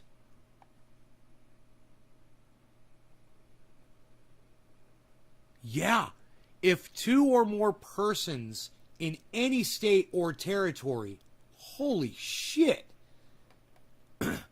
or in any place subject to the jurisdiction of the United States, conspire to overthrow, put down, or to destroy by force the government of the United States, or to levy war against them, or to oppose by force the authority thereof, or by force to prevent, hinder, or delay the execution of any law of the United States. Holy fuck! Or by force to seize, take, or possess any property of the United States contrary to the authority thereof, they shall each be fined under the title or imprisoned not more than 20 years or both. I don't know or both means. Oh, fined, oh, under this title or imprisoned not more than 20 years or both. Dude. Delay the execution of any law of the United States? That's called seditious conspiracy, man. There's a law. It's called 2384. Under section, chapter 115, section 18 USC. Dude, it's fucking crazy, man. Why wouldn't these fucking idiots be charged with fucking insurrection? So, I read it to you, but let me put it on screen so you guys can see this, okay?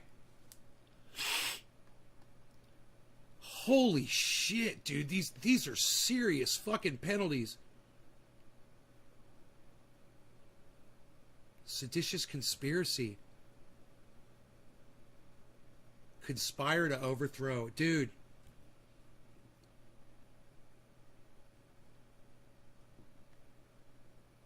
Every single one of those people was conspiring together, man, in that capital. You know? It's fucking crazy. So what's this penalty here for rebellion or insurrection? Whoever incites, sets on foot, assists, or engages in any rebellion or insurrection against the authority of the United States or the laws thereof. We already figured out that this was an insurrection, right? These are the penalties for it. Or gives aid or comfort thereto, shall be fined under this title or imprisoned not more than 10 years or both, and shall be incapable of holding any office under the United States. So when that Josh Hawley guy went like that, that's supporting and giving comfort to the insurrectionists. That motherfucker should be totally taken. I mean, he should be tried on that alone. You know, giving his little fucking Nazi fist pump to the insurrectionists. Josh Hawley, man. It's fucking crazy, right? Yeah, Donald Trump. Totally guilty of this. And this guy is trying to convince 300,000 people per live podcast with these fucking morons sitting with him otherwise. That this was not rebellion or insurrection.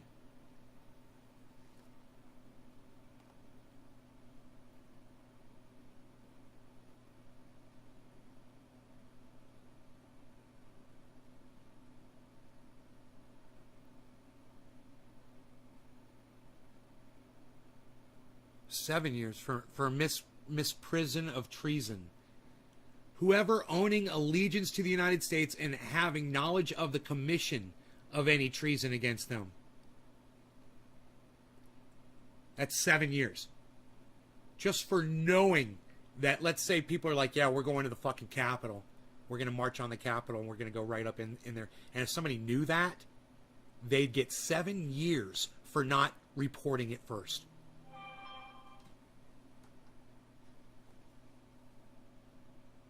Cobra God!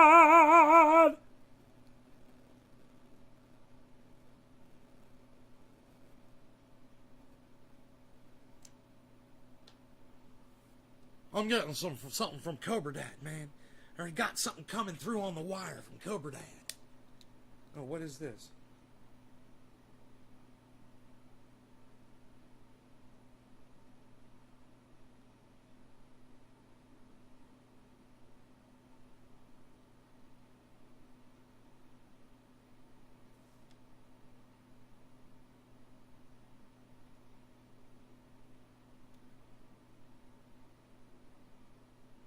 Dude, you were getting recruited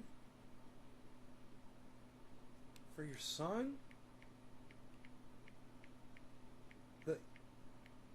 Dude, it says, I don't know if Cobra Dad's son name is the same as his name, but I think that the military is sending out like recruitment propaganda to people, like come join the military and blah blah blah. Let me find out, man. I told them to fuck off, and how dare they contact us to attempt to throw my son, who has a great future in his hands, into the murderous government machine.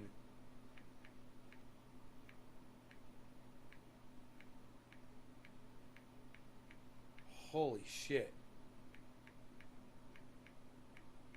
Let me tell him I'm live. Maybe Cobra Dad will come in here. Cobra Dad! Cobra Dad Electric! Steven, Conspirator-in-Chief. Austin Jessup. What are we talking about? We're talking about what a liar this Tim Pool guy is. Trump, the personality call. I've already caught him lying to his audience and straw manning and cherry picking and just being a straight out Republican and toting a Republican narrative. Just completely calling him on his bullshit. Listening and not watching, because we did the podcast, John held up a 0. So yeah, just none. You know, we saw the Capitol Police. They're expanding nationally. I saw that. I've heard some other rumors too, but just for now, it's like they're going to have a couple offices. I have a soft prediction in that I think once they get all of the people who are actually in the Capitol, they're going to go after material support. They're going to be like, our mission isn't over. We got to track on these extreme material support. That's misprison of treason, and you guys just learned what that was because we just talked about that. That's whoever owning allegiance to the United States and having knowledge of the commission of any treason against them conceals and does not, as soon as may be, disclose and make known the same to the president or to some judge or the United States or the governor or to some judge or justice of a particular state is guilty of misprison of treason and shall be fined under this title or imprisoned not more than 7 years or both. It's from 1948, that law, and it still stands today. That's that's paragraph 2382 from the same section of insurrection that I've been quoting off of. Hey, you guys, this is 420 in Newfoundland. No law regarding cannabis. Cannabisism, tisms for all. Cheers, everybody. Let's listen to some more Tim Pool while we do this bong rip. Who are providing material support for these individuals who engage in insurrection, blah, blah, blah.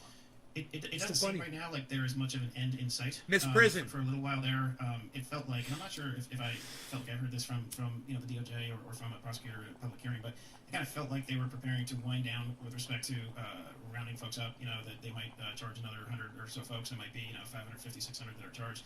It seems like they're almost reinvigorated right now with respect to They need this. They absolutely need this. Well, I think look, the country's obviously the country's not going very well with respect to inflation and with respect to foreign policy, with respect to all kinds of things. So there's a narrative that we got an election year coming.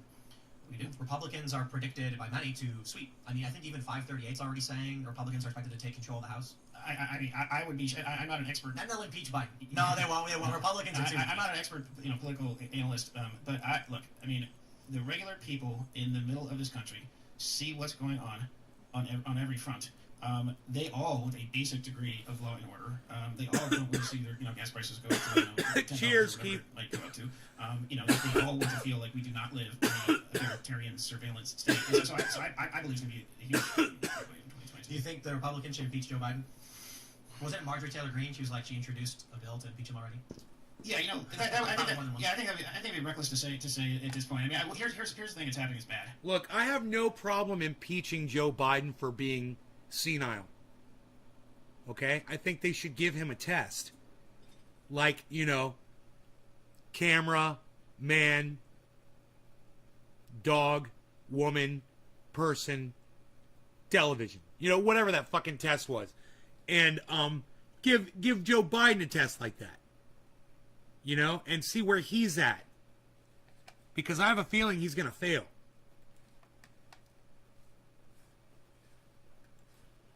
In the last several years of this country. And this is what brought down the Roman Republic, for sure. is the weaponization of criminal law to attack political opponents. Because what happens is that becomes a vicious cycle that descends into violence and retribution very quickly. Because the political pendulum will swing naturally.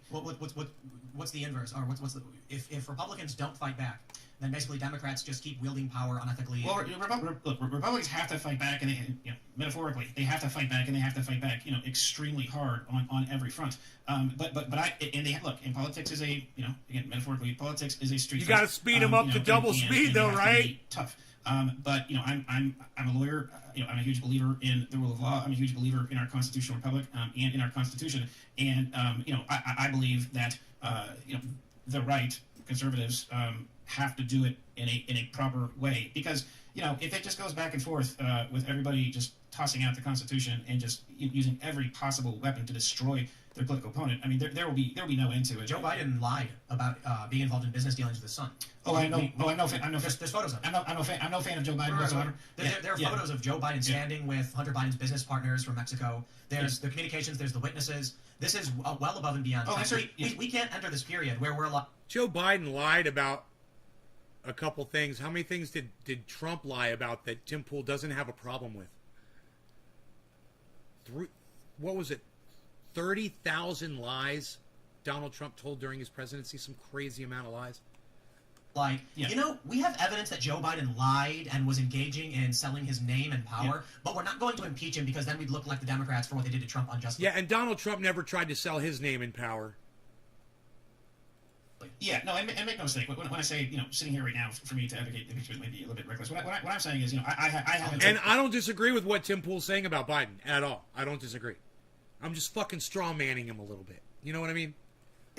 I haven't personally taken the time to look at the the hard drive and to look at the actual obviously I've heard a lot about that, and if the things that coffee's so good, man. I'm gonna put it over here and keep enjoying it. These would absolutely be good. It's 100%. Matt Taibbi dug into the Ukraine stuff. There was a criminal. There were multiple, I think at least a dozen criminal investigations into Mykola Zlochevsky and Burisma, and Joe Biden got him shut down, tit for tat. If you want the money, you shut this down.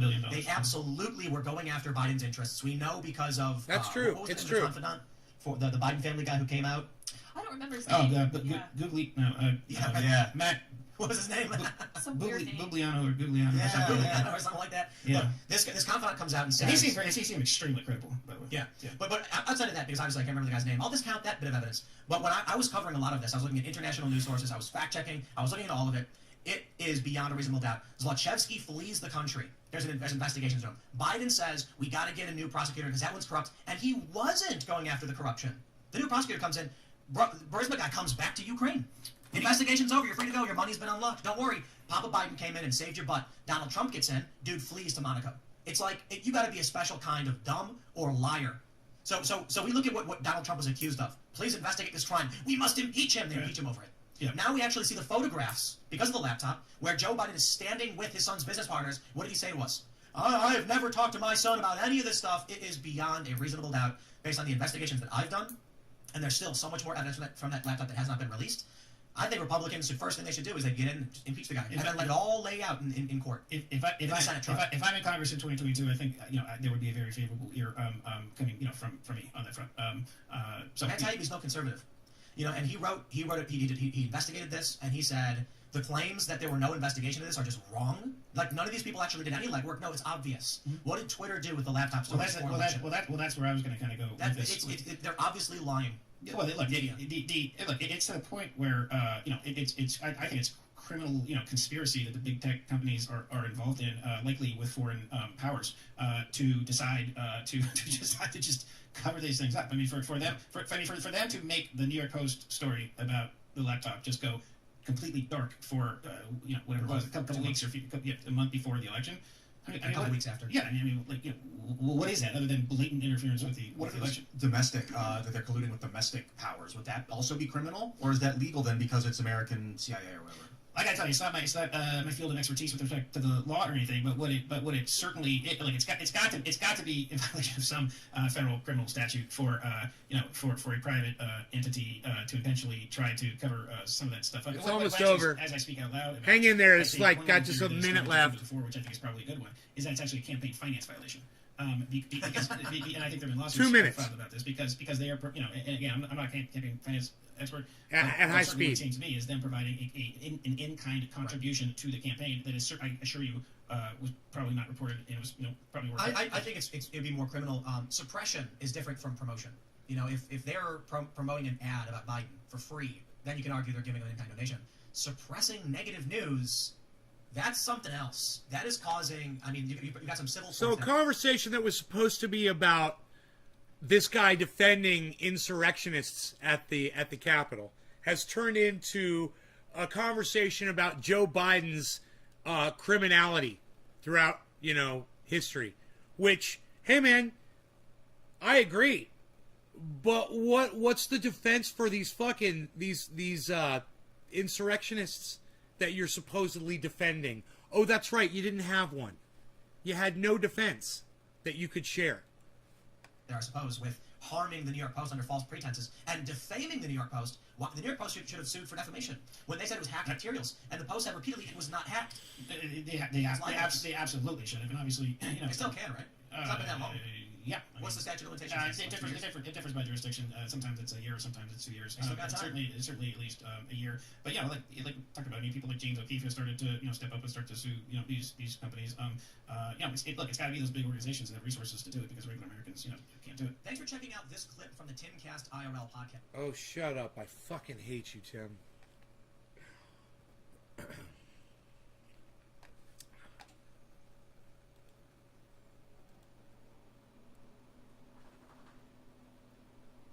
Do I need to clean your ears, buddy? I think I need to clean his ears.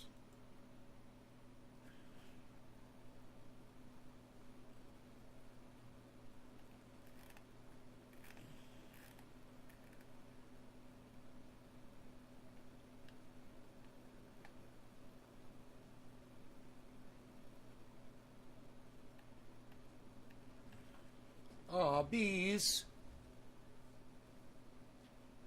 Beezle, let me see those ears, buddy. Come on, bees. Let me see those ears.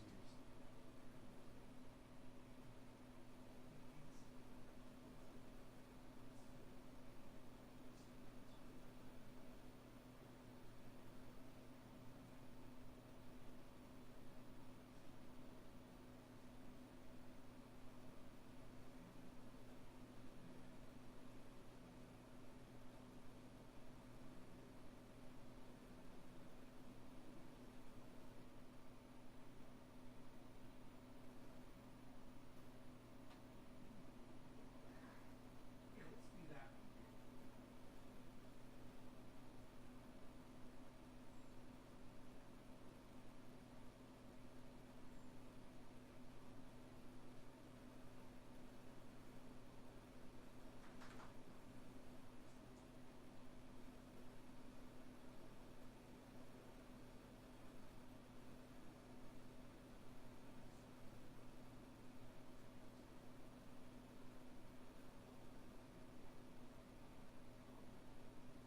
Sure.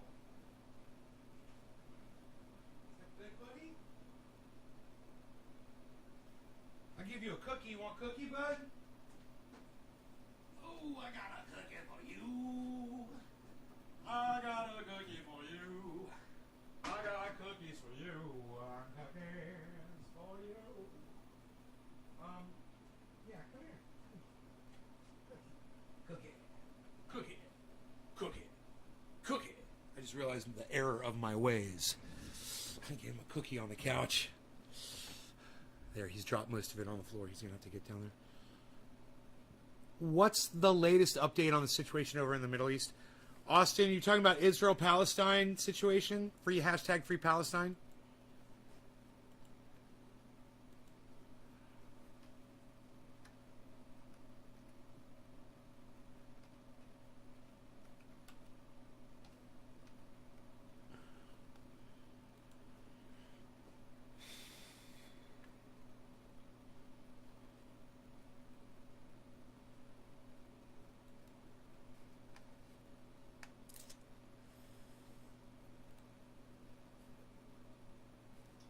So, the other day, Israel was bombing Gaza. And it's important to understand what happened during that day in the lead up to the bombings. Okay, so I mean, just to give you the obvious background, in May, Israel bombed Gaza for 11 days. Not the first time, right? They attacked Gaza in 2009, and many times since. And this was a deadly conflict, right? So I think over 240 killed, thousands wounded, and there was a ceasefire that was brokered between Hamas and the Israelis by Egypt, and then the Israelis violated it again a few weeks ago when they bombed Gaza, and they bombed Gaza again. So this is on August 22nd, and let me explain to you what happened in the lead up to this. Sorry, I'm just going to play this again.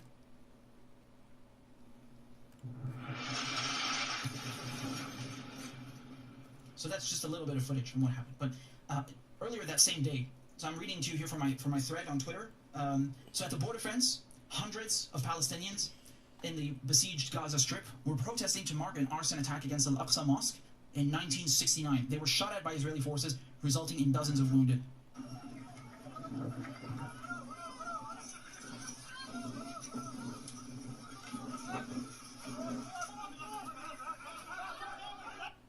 So again, I'm not sure how much I can show because this is the thing with YouTube. You want to report on crimes by police, by Israelis, and it's like, oh, you can't show it, even though it's right. Not if it's the for Israelis domestic doing purposes, it. it doesn't work.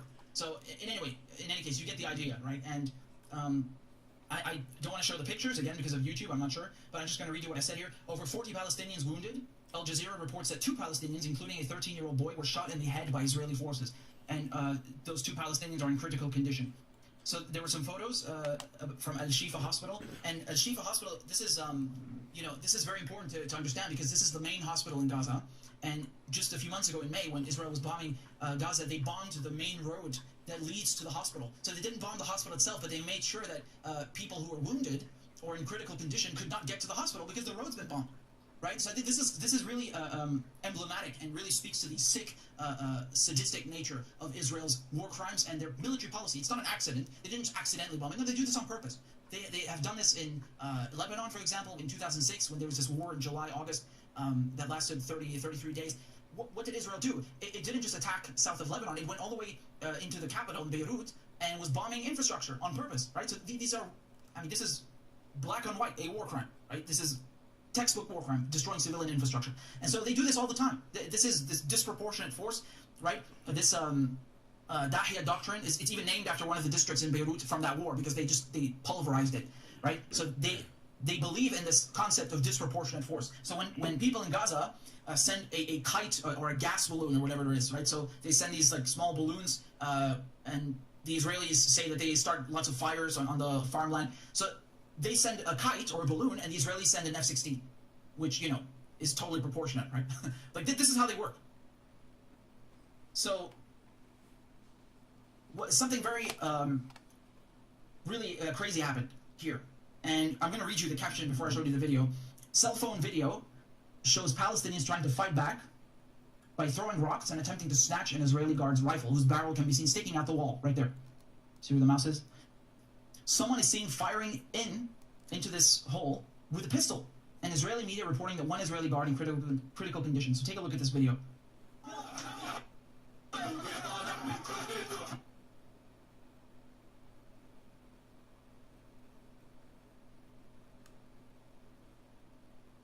Oh shit! Right. So someone filmed it from another angle as well. You can see here. See that they're trying to snatch the sling on his rifle?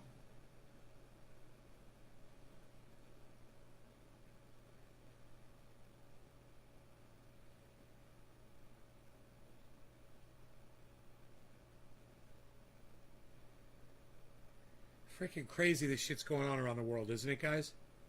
You imagine that this was your life? You understand what's happening, right? The Israelis, they are perched inside this tiny hole and shooting the entire time.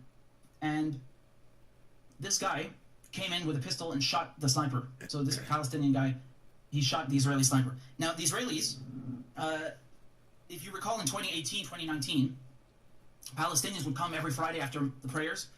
They would come to the border fence And again, when we say border fence, like, no, this is not Israel's border. This is Palestine. So anyway, they would come to the border fence, this giant fence that the Israelis have erected, and they would protest. They would just protest for the right to return, because as you know, in 1948 you had the Nakba, you had millions and millions of Palestinians who had their homes stolen from them. So millions of them left Palestine as refugees. They were driven from their homes. For example, my cousin Roni, his grandfather is one of them. He was driven from his home in Palestine and he went to Syria. And Jordan also has a lot of Palestinians who went there. And of course, there are other Palestinians who were displaced internally in Palestine, inside Palestine, who are still there, and they're also refugees. And this is the Nakba, the disaster, the catastrophe. And the Palestinians in 2018, 2019, they're protesting. They just want to go back to their homes. They want to go back to their homes. They even have some of them even have the keys to their homes. Some of them are even still alive from the ones who kicked out. This happened in 1948. It's not that long ago. So they just want to return. And what did the Israelis do? They shot at them. They shot at them. So you know how the U.S. and the West, they always talk about, Bashar al-Assad, the Syrian regime is cracking down on protesters, right? And then they say the same thing about Cuba. They're cracking down on protesters. And when Israel is literally killing Palestinian protesters with sniper rifles, and not just killing them, also crippling them on purpose, not a word. Not only silence, but the U.S. gives them more money to pay for this, to pay for these atrocities, these war crimes. Bitcoin's right? at 47,100. This is what you get. This is what happens, right? Scores of Palestinians who are crippled, wounded, disabled for life. Dude. On purpose, right? Remember we were talking about disproportionate force? Here's an article in Haaretz, which is an Israeli newspaper, and the headline reads, 42 knees in one day. Israeli snipers open up about shooting Gaza protesters. Over 200 Palestinians were killed. 200 Palestinians were killed, and nearly 8,000 were injured during almost 2 years of weekly protests at the Israel-Gaza border. 200 Palestinians killed, 8,000 injured. I mean, they killed so many people. One of them, Ruzan al-Najjar, she was killed too. She's a medic. They killed her too. They shot her dead. Right? So how old was she? 20. And she's a medic. And she's not the only one, right? I think she was They targeted. killed so many people who are clearly labeled as medics. The Israelis, they've shelled the UN even multiple times. So, I mean, my parents were in the UN in South Lebanon when it was still occupied by the Israelis. And they've seen them themselves, how this happens, right? You had like an Israeli tank that almost ran over my mother. You had the Israelis shelling UN positions in Lebanon. They've killed UN personnel in Lebanon before. I think this is in 2006. Not the first time in 2006, but the last time it happened, I believe, is in 2006, right? So they shelled UN positions, and then they're like, oh, we had no idea. We thought those were terrorists. Like, they have no clue, right? They even killed UN personnel before that, and in Palestine, UNRWA, which is the UN agency in Palestine, they bombed those schools belonging to UNRWA, right? So there was one instance they injured like 200 children or something. They bombed, I think, 17 facilities belonging to UNRWA in, what was it again, 2014? So the Israelis don't care if you are a medic, if you are a journalist, if you are United Nations, they will fucking kill you. Because that is who they are. And the United States will give them the weapons to come kill you and shoot at you. And she's one of the victims. And so you have the Israeli sniper here in this article talking about how he purposely would shoot at Palestinians in the knees. And this is exactly where this was happening, right? So I'm just trying to give you context about what happened at this border fence, where this took place, this video that I just showed you. This is the same area where you had these protests, right? And so this guy, so I mean, you can understand when you have a sniper who's shooting at you with live ammunition, well, you would try to stop the sniper, no? I don't see why anyone should tolerate having a sniper shooting at them for just standing in their own land and trying to go to their land. This is a war crime. This is murder. And so, in any case, this is the picture of reportedly this Israeli is injured critically, and Nasrallah gave a speech actually about this, and I'll see if I can forward to the part where he talks about it. Hold on. على مشهدك دقيقة بس.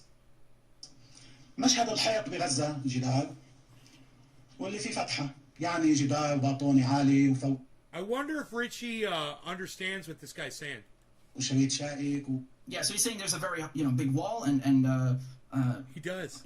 On the border with Gaza, the border fence, and there's a tiny slit, there's a tiny opening in the wall. وراء تلال وغرف محصنة ومخليين بس. And armored rooms, bunkers basically. فتحة. And there's just a small opening. الجند الإسرائيلي رشاش. And through which the Israelis fire their guns.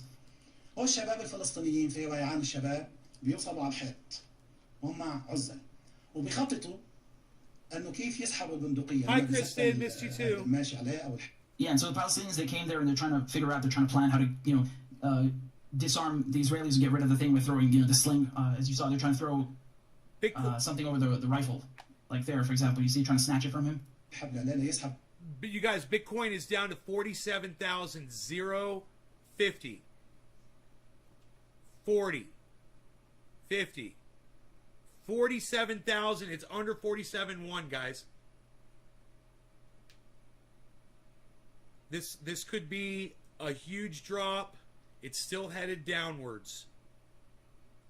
I'm keeping my eye on it for you guys.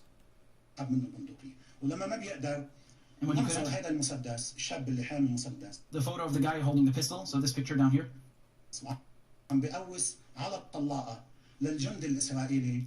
he shot at the Israeli through this tiny slit. هذا المشهد لازم يدخل التاريخ. This photograph, this image should be in the annals of history. This is a historic moment, basically. هذا بيعبر عن ثقافي، بيعبر عن إرادي، بيعبر عن This conveys or shows, culture and, strong will or willpower, عن إرادي، بيعبر عن روح، soul, spirit, بيعبر عن أمل، hope, بيعبر عن أفق في هذه المعركة. right? And looking forward. الأول شباب العزل بيروحوا لوين؟ على الخط الأمامي، ومين المختبئ؟ خلف الحائط. Right, so he's saying the brave Palestinians, they go right up to the fence, and who's the one hiding? It's the Israeli. والشريط الشائك والغرف المحصنة. Who's the one hiding in the, behind the barbed wire? Who's the one hiding in the concrete fortified rooms and the bunkers, basically? Who's hiding behind the wall? والجبال من الرمال، مين المختبئ؟ And the sandbags. الجند الإسرائيلي المدجج بالسلاح. There you go. Yeah. So, like I said, like he said, the Palestinians, they go right up to the border fence like that, and meanwhile the Israelis hiding behind the sandbags and the fortified walls, bunkers, the giant border fence, and shooting at them. And he's the one hiding. And the Palestinians, they have courage, they have strength, they have willpower, right? So it's true. I mean, who's the one hiding? I mean, you don't really need to be a rocket scientist to figure it out. Just look at the image. It speaks for itself, honestly. And the fact that you did not, I'm sure you did not hear about any of this in the news. This is barely reported on, and these are war crimes. You have a occupier who's shooting at civilians. These are civilians. And of course, I've seen people actually online talking about the idea of self-defense, because under the not just the UN Charter, but under international law in general, if you have a foreign power who's occupying your country, you have the right to defend yourself by any means necessary. So that's just basic international law. And by definition, the UN agrees that the Israelis are illegally occupying Syria, they're illegally occupying Palestine, and I mean, what can I say? This is what it's not me saying that. That's international law. So I mean, if you have a problem with that, you should go take it up with the UN, with them. But after this happened, what did the Israelis do? They bombed Gaza, of course. All right. So here we go again with disproportionate force. So they want to teach the Palestinians a lesson, right? Oh, you send a balloon, we're going to send F-16. Oh, you're trying to stop us from sniping you? Because, like we said, 40 people were injured that day. You had 2 people critically injured, 1 shot in the head. Oh, you're trying to defend yourself? We're going to bomb you. Come on, man. Look, let's be reasonable, rational here. This is not fair. This is not okay. This is a war crime. These are war crimes. This is an illegal occupation. They have no right to be in Gaza. They have no right to put up this wall. They have no right to shoot at civilians, at protesters, like they did in 2018, like they did in 2019. And this, what Palestinians were doing on August 22nd, just a few days ago, this is the biggest, look, it's not even me saying that. Look, down here. Times of Israel, what did they say? The protest marked the first time Gazans have conducted a daytime march toward the Gaza border since December 2019. So that's why it's significant. That's why it's significant, right? And as I said underneath, many Palestinians were killed and injured during the right to return marches in 2018-2019, prompting the International Criminal Court to consider an investigation into war crimes by Israel. And we covered that, of course, right? So the ICC said it will extend jurisdiction to Palestine, and therefore it will investigate war crimes, not just by Israel, but even by the PA and Hamas, and which is, of course, not what Netanyahu and the Israelis would have you believe. They say, oh, Israel's being unfairly targeted. But yeah, but Israel is not the only party who's being investigated. The Palestinians are also being investigated, right? It's a fair investigation, but they don't tell you that because they want to play the victim, even though they have American weaponry, billions in military aid, they have the upper hand in territorial control, military support, political support, and they want to play the victim. because if people found out that they're the ones who are committing these atrocities and they're the occupiers, that wouldn't work. So, this is really emblematic of how the Israelis operate. They have this mantra of disproportionate force, this Dahya doctrine, and that if you try one little thing and you try to defend yourself, we're going to shit on you, we're going to come bomb you, and we're going to kill you and shoot at you. It's insane, right? And they leave Palestinians no recourse. So they say that BDS is not allowed and it's not okay, and then they say that anyone who resists or defends themselves is a terrorist. Like, what are Palestinians supposed to do? Like, what are you offering then? What kind of recourse and path is there? And it's not just Palestinians. Like, I think people forget that Syria is also being illegally occupied. Israel is sitting on the Golan Heights almost as long as it's been occupying Palestine. So Palestine from 47, 48 until now, and the Golan Heights in 67. There's a 20-year difference, right? And that's almost 80 years. No, not 80 years. What am I saying? It's almost 60 years. So, this is also valuable for Syria in terms of water, oil, a strategic military point. It doesn't, like, even if there's no oil there, even if there's no water there, even if it's a goddamn 1 square meter, they have no right to take it. Do you understand? I don't care what's in it. Just because something has resources in it does not mean that it's, it's necessarily, well, it is worse, obviously, but even if there's nothing there, they have no right to take it, even if it's an empty patch of land. You get me? Like, it's about respecting sovereignty. It's about respecting independence.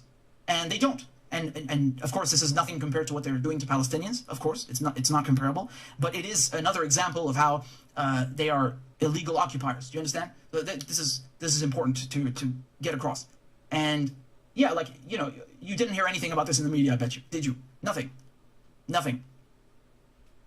Israel bombs Syria every week, and they barely even report about that. They're tired of it, right? It's like, oh, again? Oh, okay. Same thing with Gaza, right? They just go and bomb it. No one does a thing, not even the UN. They're useless, right? They can't stop the Israelis. They won't stop the Israelis. And that's the problem when you have permanent members, like, any permanent members who have veto power on the UN Security Council. You're never going to get anything done because, America is always going to defend them. And yeah, it's flawed from the beginning, unfortunately. Even if it's perhaps well-intentioned, it's not going to work like this. So they're not doing anything. And the media, who should be a fourth estate, is not doing anything. They report about it sometimes, but not really in a way that is, causing any change, which would be what the media should do. And also, even when it comes to, NGOs like Human Rights Watch, like, they look at May, a few months ago, and they try to make it look equal, like as if the Palestinians are equally as violent and guilty and aggressive. What? No, it's not equal whatsoever. And they always use... He makes really, really, really, really, really, really, really good points, guys. It's hard to disagree with him on almost anything he says. And the reason why is because most of what he says is not opinion. Most of what he says is just reporting the news of what's going on. It's hard to argue with that.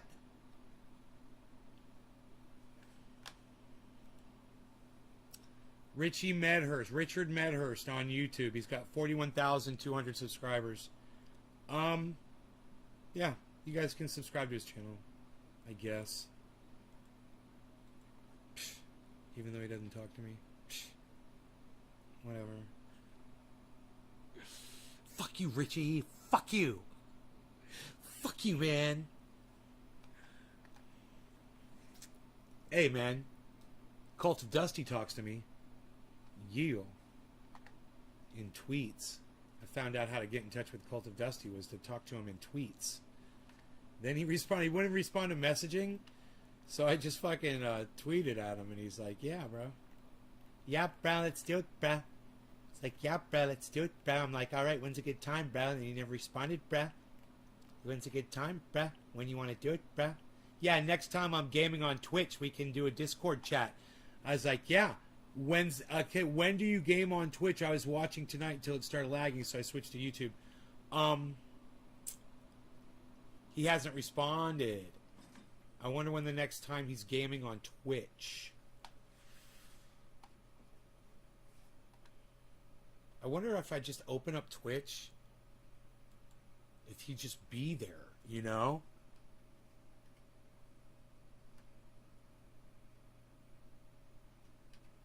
Twitch. Dusty Smith, there it is. Twitch.tv/Dusty Smith. Let's see if he's live gaming right now. Wouldn't that be fucking amazing? And he'd be like, yeah, come on, let's talk. Let's talk about Jimmy Dore.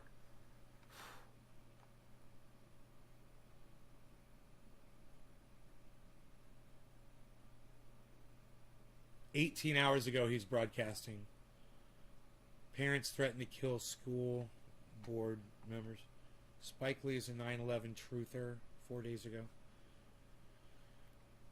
Okay, schedule.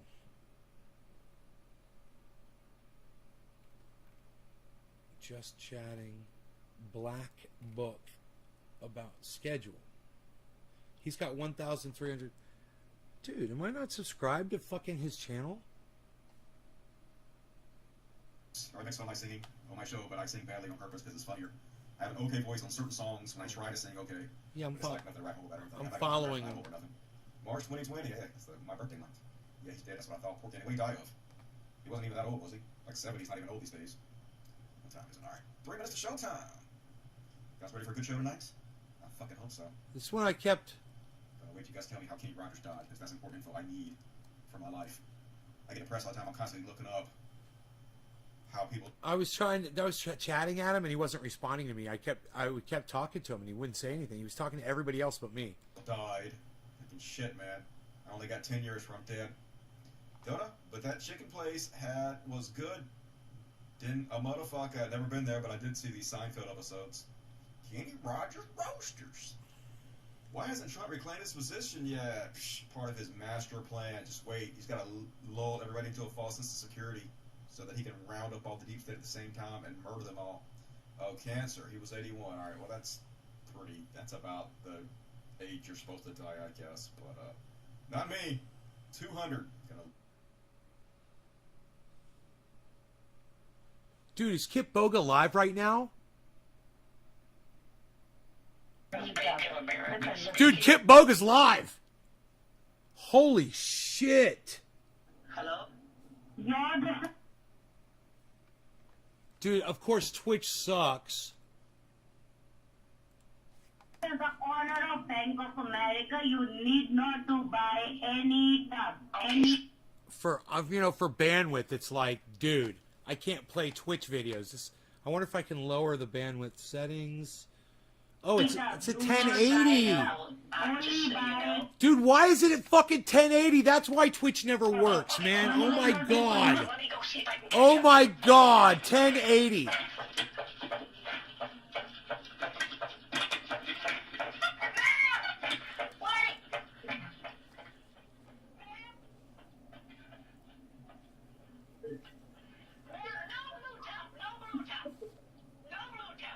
He's so funny, he makes just a spectacle. Look at his chat going crazy.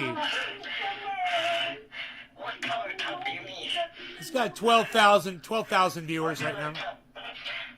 Tell me what color top, please. Hello. No top. We don't need any top. Do not buy top. Do not buy top. Any top. Do not buy You want to end up on your ex-husband's channel. That's funny, Kristen. World of Warships.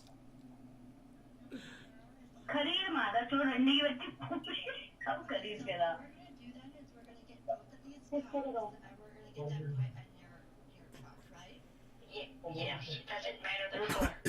Can you please? Matt Dillahunty's live right now with 33 viewers. Okay. Ma'am, can you please pass on the call to any of the customer care executives that is there? What do you need? Sorry, I can't tell what this. Is this the owner of Bank of America speaking? The owner of Bank of America. Okay, so that representative, I think her name is something with an like. Let's see what Matt Dillahunty's doing on Twitch. He's live right now with 33 viewers, it says.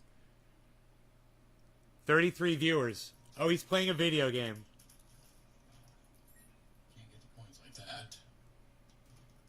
Matt Dillahunty's gaming right now. I love it.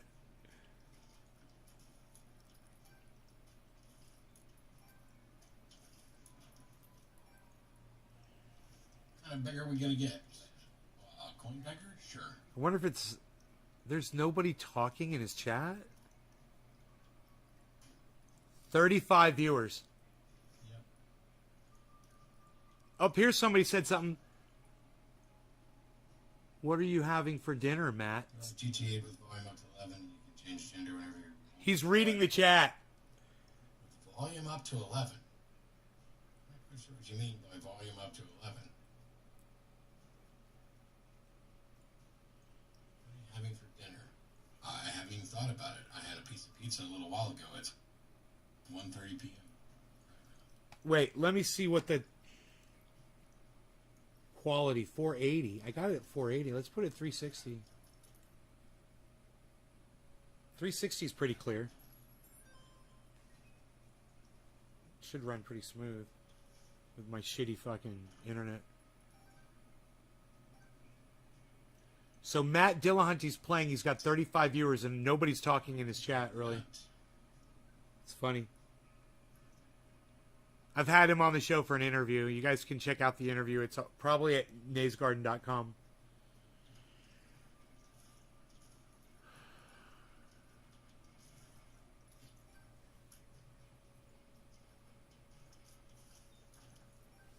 It's smoky outside again today.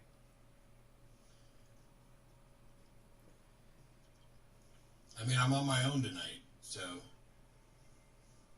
I'm more interested in... I don't have a co-host for tomorrow night yet. Unfortunately, everybody that I reached out to was otherwise occupied, and while I can and have done the show on my own, I like it better when there's somebody there to talk to. I should tell him I'll co-host with him. If I just wanted to do stuff on my own, I could just sit here and keep streaming. But my other guests were busy.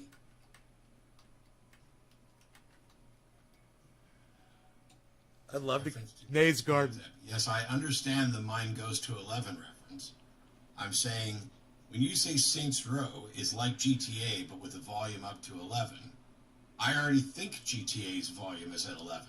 I mean, how much more can you get than running around stealing cars, killing people, sexually assaulting people? This should be interesting. I don't know what the up to 11 would be. I'll co-host with you. My Slavic accent is so funny. I'll co-host with you. He ran right over it. I'd rather not get into accent shaming. But thanks. Nays Garden. He didn't even recognize my name.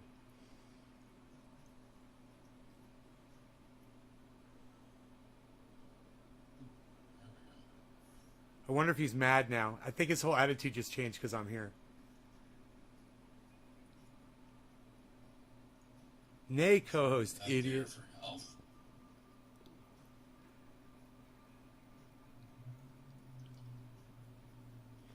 Looks good, Nay. When do we get to see you play some games? Jacob. He's an idiot. I don't have the bandwidth for it. When I get some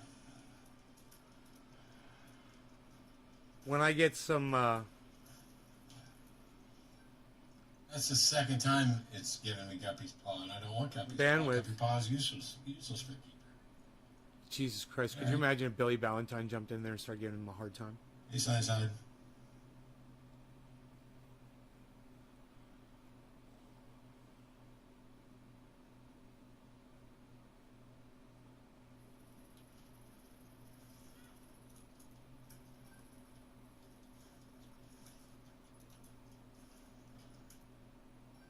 I think he's just realizing who Nays Garden is.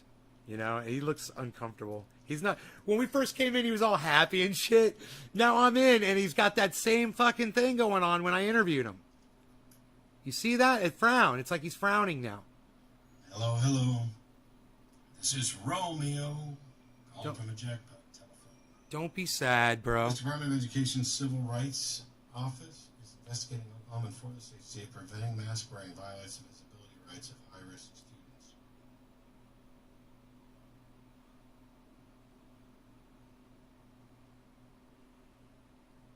What the fuck are visibility rights? Because this is starting to sound like some disability. That's okay. That's still wrong.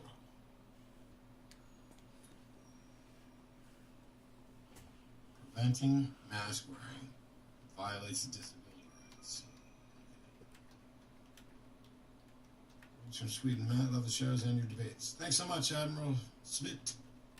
Disability. Sorry, I'm feeling sick and it makes, but it's fine. I was trying to figure out what it, I was like, visibility rights. That sounds like some fucking super lefty bullshit that even I would object to. You're violating our rights, but how dare you have an abortion? How dare you have an abortion? That was mine, by the way. Yeah, it's hard to tell in some cases whether they're preventing mask wearing or mask mandates. I thought these guys were preventing mask mandates. But preventing a mask mandate also might violate disability rights. If you've got someone who's immunocompromised and you say that we can't force the people around them to wear masks, now you're putting them at risk. Is a booster the exact same thing as a vax?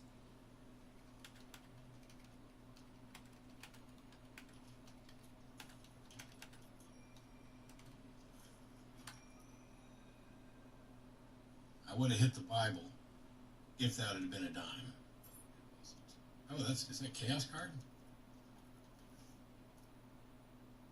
Is a booster... See, I still don't know if a booster is the same thing as a vaccine. It's the exact same thing? It's just getting a vaccine again?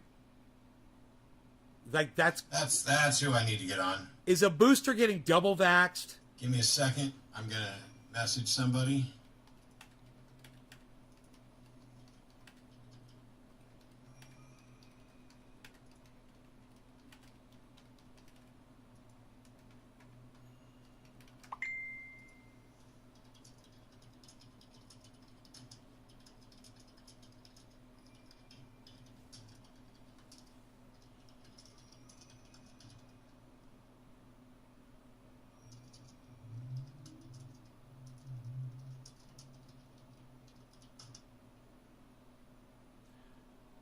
Boosters are to remind your immune system. Oh, so they are different.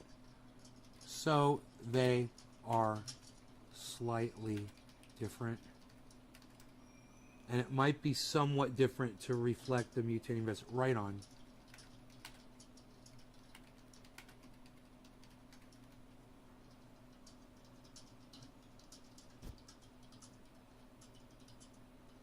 I think that's Matt talking to me under the name Julie1013. No. No, it's not. I wonder who he's talking to. Okay, I have officially invited someone else.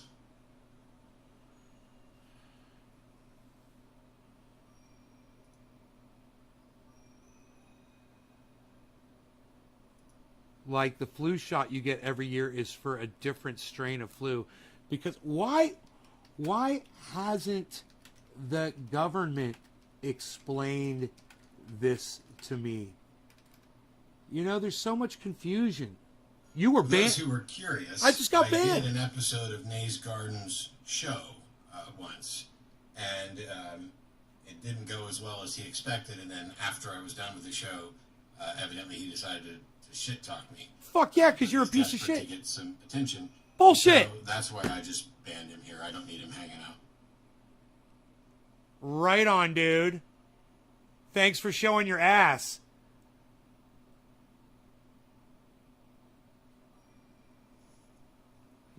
There you go. Because I decided to shit talk him. Dude, you came on my show and fucking disrespected me, man, like a fucking piece of shit. Are you kidding me? I'm just glad he fucking heard me. And you know what else? All I tried to do was offer him some fucking triage oil, and he treated, and that was what it was about. I don't know about the whole shit talking thing. Basically, it's just me defending myself against him being a douchebag to me. Right?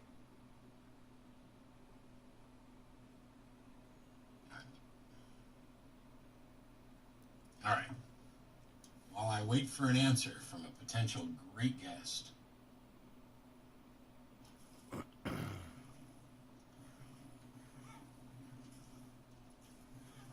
Wow. I was going up to get that coin. All right. Well.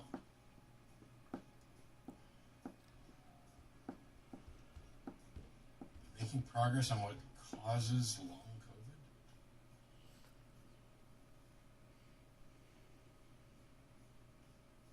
I actually think I would love that.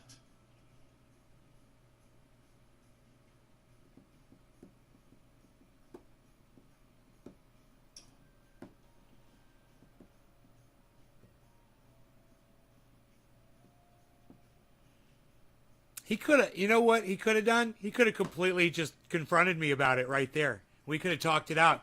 And like, what? What did I say about you? Did I say something that wasn't true about you? Oh my God, we're definitely going for the sausage. Besides calling you a fucking dumbass, did I say something about you that wasn't we have true? to buy it. Son of a bitch. So there's 30 cents worth of stuff I want. Enjoy your game, buddy. Enjoy your video game, man. You know, Jesus fucking Christ.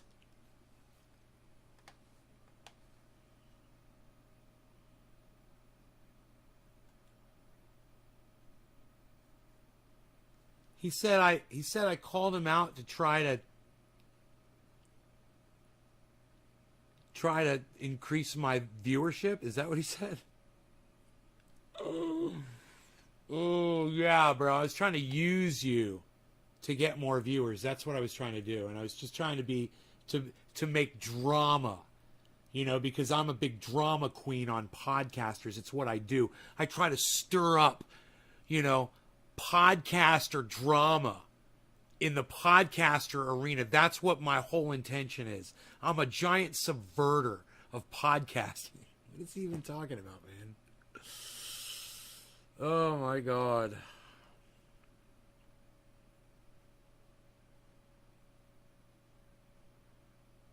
Man, I wish Billy saw that. He'd laugh his ass off. Neil Sean liked 2 of my tweets. What? What, dude? Neil Sean, dude, from Journey, man. Liked 2 of my tweets, man. What the fuck, bro? Dude, Neil Sean liked 2 of your daddy's tweets, Rogie. Dude, Neil Sean, man. Don't stop believing. What? Dude. Oh my God. Oh my God. Dude. Neil Sean liked 2 of my tweets, bro. I told him I'm using a stereo DBX compressor on my dual mics for podcasting because I scream a lot. I think one might help you keep that backing track from distorting. Your playing is inspiring. Dude, his playing is so fucking inspiring and melodic. It's all the Journey, just the Journey guitar soloing alone. It's all he would ever need, but you can go watch him all the time. He's always putting up material on Twitter. He's awesome. Neil Sean Music, at Neil Sean Music, NEALSCHON Music, all one word, on Twitter. You can watch him rocking his guitar. Thing is he's got it loud and his microphone can't handle it. So I told him, you know, because I'm an audio engineer. I used to own a recording studio, for those of you guys who don't know. And I've got right here I've got a compressor right here. See this? This DBX compressor that I use. And even though right now it's probably not plugged in because I haven't fucked with it in a while, it's definitely, if you're trying to put music, you know, when me screaming and it distorts, it's okay for the most part. You guys still hear what I'm saying.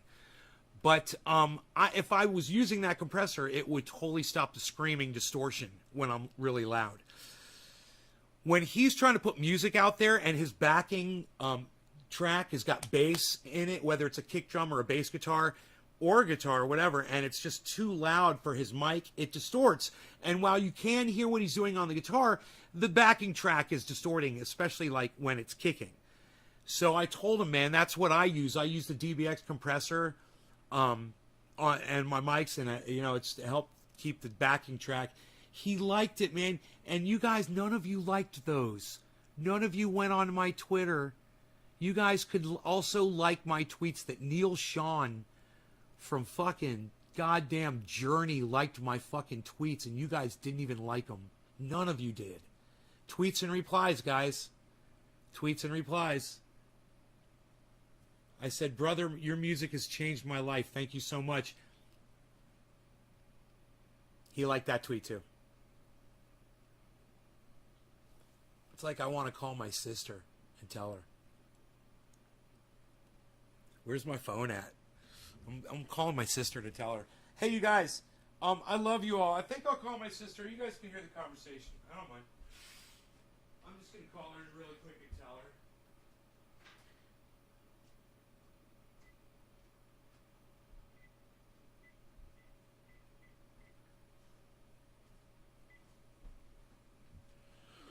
I'm just calling her old phone number.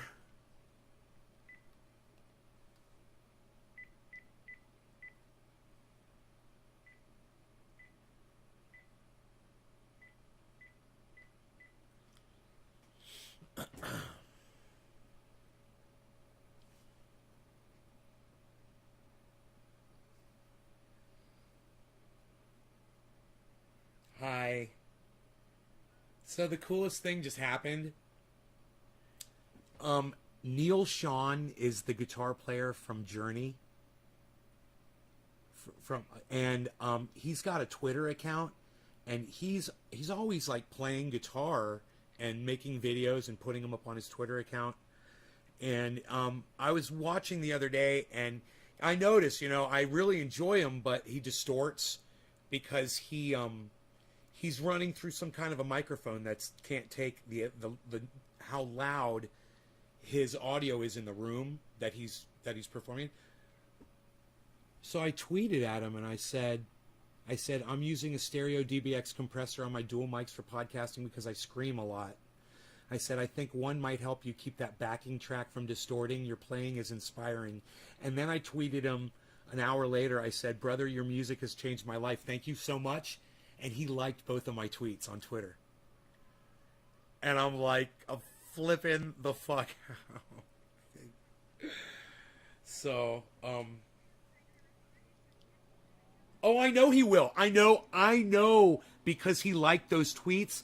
I know he goes back and he listens to his recordings and he's probably like, man, how can I get these so they sound better? I know, because he's a guitar player and they all use compressors, and he's going to be like, he's going to grab a compressor out of his guitar rack, and like I did, and he's just going to put it right on his mics, and he's going to be like, oh my God, why didn't I think of this before? And I bet you the next recording he puts up, it's going to be perfect. I can't wait. Because he does them all the time. He puts them up like all the time. He's just shredding. Yeah, so what are you up to? Are you cooking? How did I know that? I hear pots and pans. I hear the pots and pans and stuff. Ooh.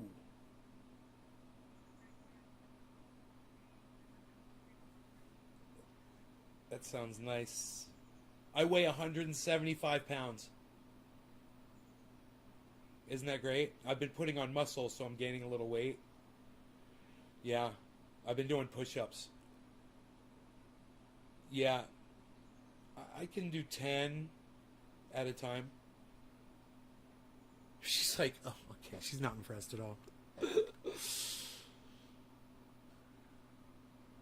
Yeah, I can do 10 real push-ups, like all the way up and all the way down 10, and then I'm like, I'm done. But it's for me, what that does for me physically is it really does so much. It's crazy. I've never had triceps before. Yeah, now I do. I'm all ripped up. I'm showing people my stomach all the time.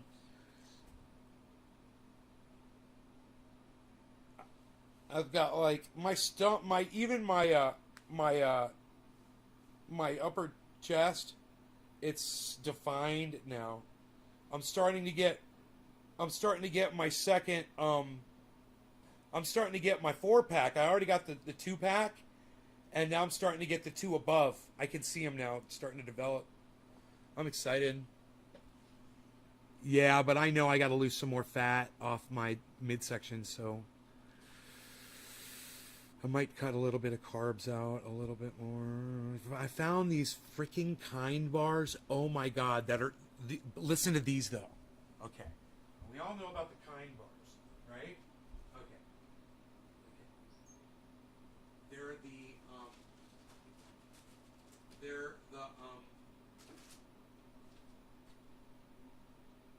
cinnamon oat squares. They look like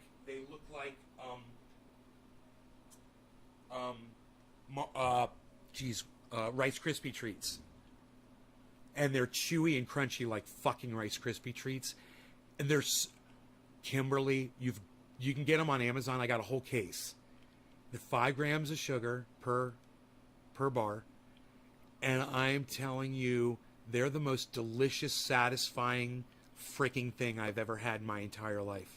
They're so goddamn good. And like I said, they're on Amazon. But it's the... Yeah. No, I'm not going crazy on them at all. And but no, they're this flavor is cinnamon oat. It says right there, chewy with a crunch on the box. It's a maroon box. Maroon and black. You must get at least a box and try. And you are going to be like, holy shit. See, it doesn't take more than 5 freaking grams of sugar to make something like that. And it's got 10 grams of, it's got like, I guess it says 5 grams of added sugar, but it's got like 10 grams of, I don't know. It's kind of weird the way it says it. I'm pretty sure it doesn't have 10 grams of sugar. Oh, it's 10% of your daily sugar intake. That's what it is. It's 5 grams of sugar, 10% of your daily intake. Yeah. Which should be, your daily intake of sugar should be freaking 0. What? Calories. Each bar has 22 grams of whole grain per serving. And the calories are 140 calories. And I'm telling you, it's satisfying as hell. It's like a freaking dessert.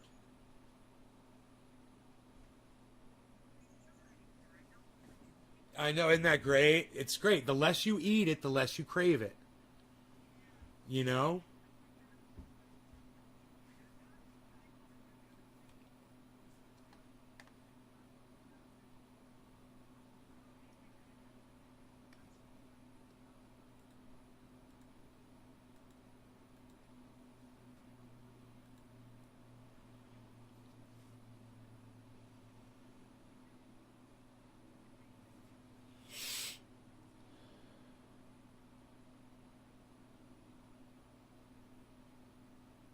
All right. Everything is great. Rogi's doing great. I'm keeping his ears nice and clean. It's smoky outside today. Freaking smoky. Right out in my yard, I see it.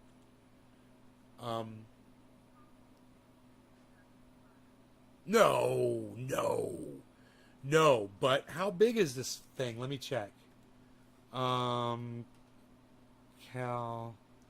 Fire Season 2021. Last I checked, it was 750,000 acres, and the other one was 150,000 acres. Now, but they're having the one that's smaller is a much bigger concern. You heard what happened to Tahoe? Did you guys hear about Tahoe? Freaking A, they evacuated Tahoe, Lake Tahoe. Yeah, the fires are, let me see. Dixie, okay, the Cache Fire, they're not reporting on because they're douchebags. Oh my God, I hate them. They won't tell you any information on it. Okay, but let me check the bigger ones. Okay, this one is McFarland. I don't even know what that is. Here's the Dixie. The Dixie Fire is now 807,000 acres, but it's 48% contained. That's good. But this one, it's the, wait a second. Caldor Fire, that's the one they're really scared about. You guys, It's already 191,000 acres, right? But it's only 16% contained, and the winds are jacking it everywhere. They don't know if this one is going to be the biggest one, Caldor fire. So luckily, these are really, really far away. And this map that I'm looking at, it actually shows the burn area of the fires. And it looks as if all of the fires that are burning away from where I live.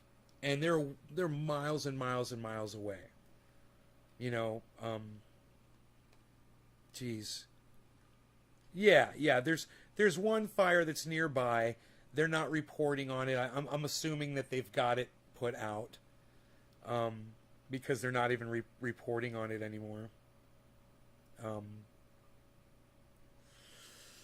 It's so stupid that they don't do this. But, you know, this was kind of close to where my friend Dino lives. And he wasn't even, he's like, I saw a plume of smoke. He's like, but he wasn't really affected by it. He's like 5 miles from there. So, yeah, let me think. What else is going on?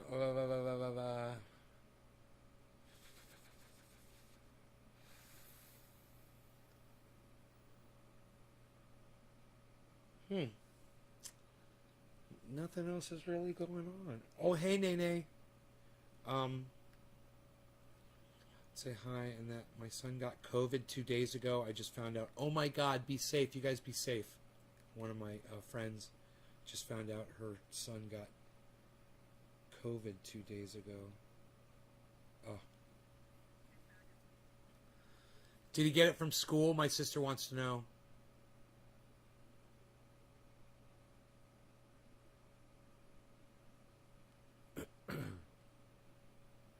Freaking school. You gotta go send your kids in to learn how to add 2 + 2 because parents aren't able to teach them that. Got to teach them how to type it, to write a sentence and speak the language.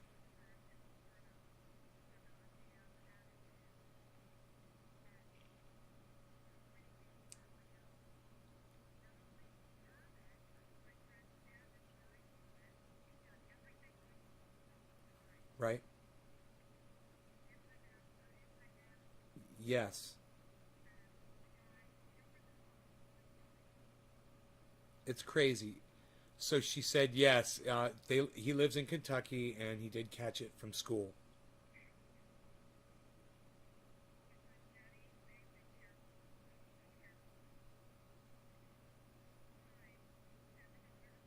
School. Her friends. First week. Florida. Vaccinated. How old's the child that caught it that was vaccinated? 13. She's 12 or 13 and she was vaccinated and she still caught it at school. Look, this is my thing. Look, I truly believe that children just need to learn how to plant a garden and grow vegetables and feed themselves. I seriously believe that. But, you know, people need to be engineers and fuck up my software and my cell phone. So, okay, I guess we got to keep going to school. But let's do it from home. You know, let's do some homeschooling. Let's do some Zoom schooling. I'm cool with a Zoom school. There's nothing wrong with that. What? Do I have to be able to smell my teacher's bad breath? I mean, really, stay on the Zoom call. You know, stay on the freaking Zoom call. We can do this. There's so many solutions. So many. Exactly. Nobody wants to play ball. 50% want.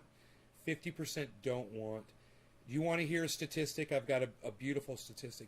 5 billion people around the world have been vaccinated, with less than 2,500 deaths reported from the vaccine. So it's a 0.00012 chance that you would die from getting the vaccine. All these people who are acting crazy about it, You tell them that that's the chance, that they've got a better chance of getting struck by lightning while getting attacked by a great white shark and winning the lottery simultaneously before they would ever die from this thing. And maybe at that point they'll start to consider it because of all this mis and disinformation that DeSantis has put out.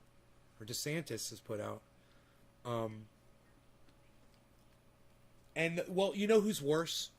The people who stand behind him while he's on stage speaking.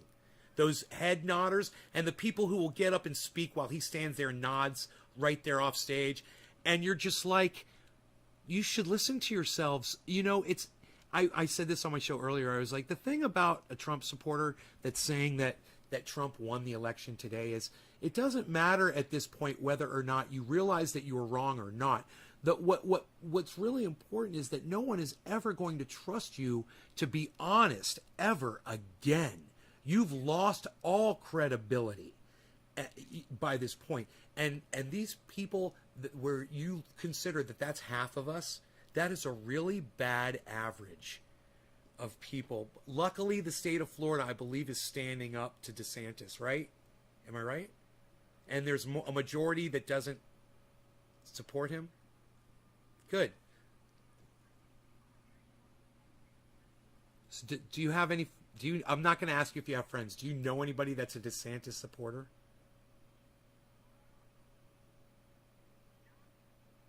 Wow. Whoa. Okay, we'll forgive her this one transgression, but let me just say this. You know like 1,000 people. Oh my goodness, I don't want to hear that. Oh my God. You know, if anybody could reach her, I could. Let me work on it. You said it's Sam? Okay, I can help. All right, but we'll see. Give me time with that. Give me a year, okay? Give me a year. Now, it's got to be a gentle, gradual conversion back to reality and common sense. I was making a point about the fact that you know like 1,000 people, and you don't know any of them except for maybe one of them that supports DeSantis. That says a lot. I mean, I know where you're where you are socially, and so you're not going to come into right. But it would be hard to eliminate them all if there was a larger number of them. So it's a good sign. It's a really good sign. I have hope for Florida for the first time in months. Yeah, thank you for instilling that in me. I don't even want to start talking to my friends. I'm so petrified to find out that I'm going to have friends that are DeSantis supporters. He makes Donald Trump look like Mini-Me to his Dr. Evil. Which one's worse, DeSantis? No, I'm going to tell you why DeSantis is worse. Because he doesn't slip up off camera and do gaffes. He doesn't partake in what's the word I'm looking for? What was it that Barack Obama had none of during his entire presidency that Donald Trump had a whole bunch of? What's the word I'm looking for? Geez, Louise. What's the word, people? I've lost all of you. I should just hang this show up and keep talking to my sister.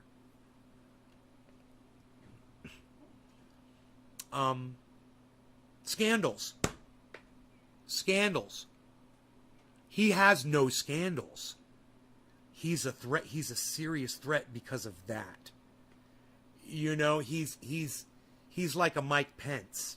He's like a golden boy of the Republican side, and he proves it by his psychobabble is so over the top, and nobody's really calling him out from the right. That is so scary. You know? Yeah, I know. I know. You've got a couple of Mitt Romneys out there, and that's it. Oh God, they're vastly outnumbered. Oh, Rogi's all attentive right now. Are you attentive? Do you hear something outside, buddy? What is it, buddy? What is it? He's so freaking cute right now. He's sitting there, but he's like sniffing. The door's open. Oh, he's so freaking cute. This freaking dog. Oh my God. I got a video of him this morning. He's barking at the cat. Kid, do you have the ability to pull up Facebook on your cell phone? Can you do me a favor? Can you? Well, you go. I'm gonna hang up with you, and I want you to go to Facebook and just watch my I'm live right now, so watch my live show for a second. I'm gonna show you a video of Rogi. Can you do that? Okay. I'm broadcasting to all 6 of them. So any one of them, you don't have to type in there anything. You can just watch. And I'm pulling up the video. It's like so freaking oh my God, so freaking fucking cute. You're gonna fucking die. Look, he's barking right now because I'm literally playing the video on my cell phone. Isn't that funny? Yeah. Get on, just pull up Facebook, go to my channel, and I'm live, and you'll just see the video, okay? You'll see me. Oh, you see me right now? Here, let me move my paraphernalia out of the view. I know you don't like that stuff. Okay. Okay, hold on.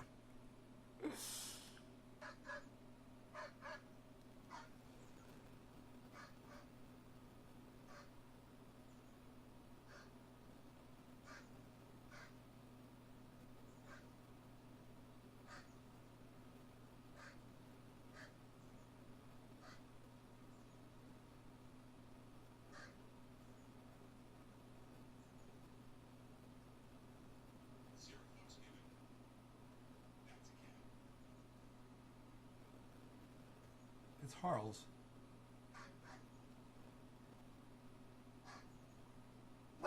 Because Harl's is hiding behind that wood, and Rogi can't get to him because he's got tiny little legs.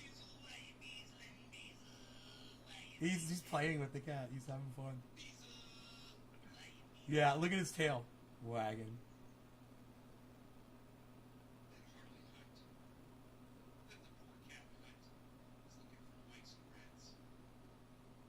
Yeah, I know, right?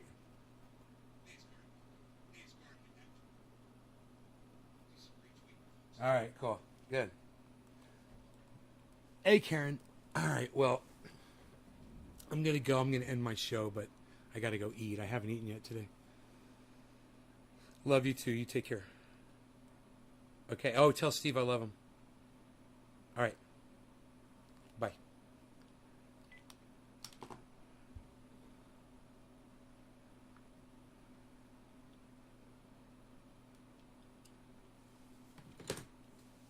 All right.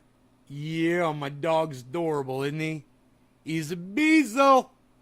Beezle. Beezle. You guys have been fantastic for 3 hours. I hope you enjoyed the show. I will see you maybe at 4:20 this afternoon. My time. Or 7:10. Whatever. But you guys take care. That's my Cuba. I'm doing my Cuba. You guys like my Cuba? Yo, you dig my Cuba? Cuba in out. I'm Cuba in out. Cuba in out. Bye, guys. Love y'all. Oh, yeah. Go download the Twitter app, and you continue to refuse to do it. But understand this. Now you have an opportunity to like the tweet that Neil Sean liked. That's right, the guitar player from Journey. You know, Journey the band. Yeah, the guitar player from that band liked my tweets. You guys could go like those tweets too and be part of the Neil Sean crew over there at Twitter. And I'm at Nay's Garden, and my tweets are liked by Neil Sean, and also tweets liked by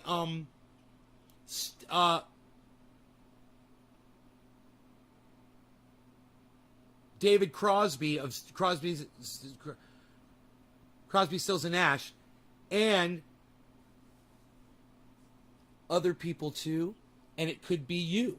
You could go over there to my tweets and replies and go like all that's under tweets and replies. But like all my tweets and retweet all my tweets. Please, please, please, please, please, guys. Download the app, man. It's Twitter. And go over there and retweet all my stuff. Not just one thing, man. Do them all, man. Help me out. Thank you, guys.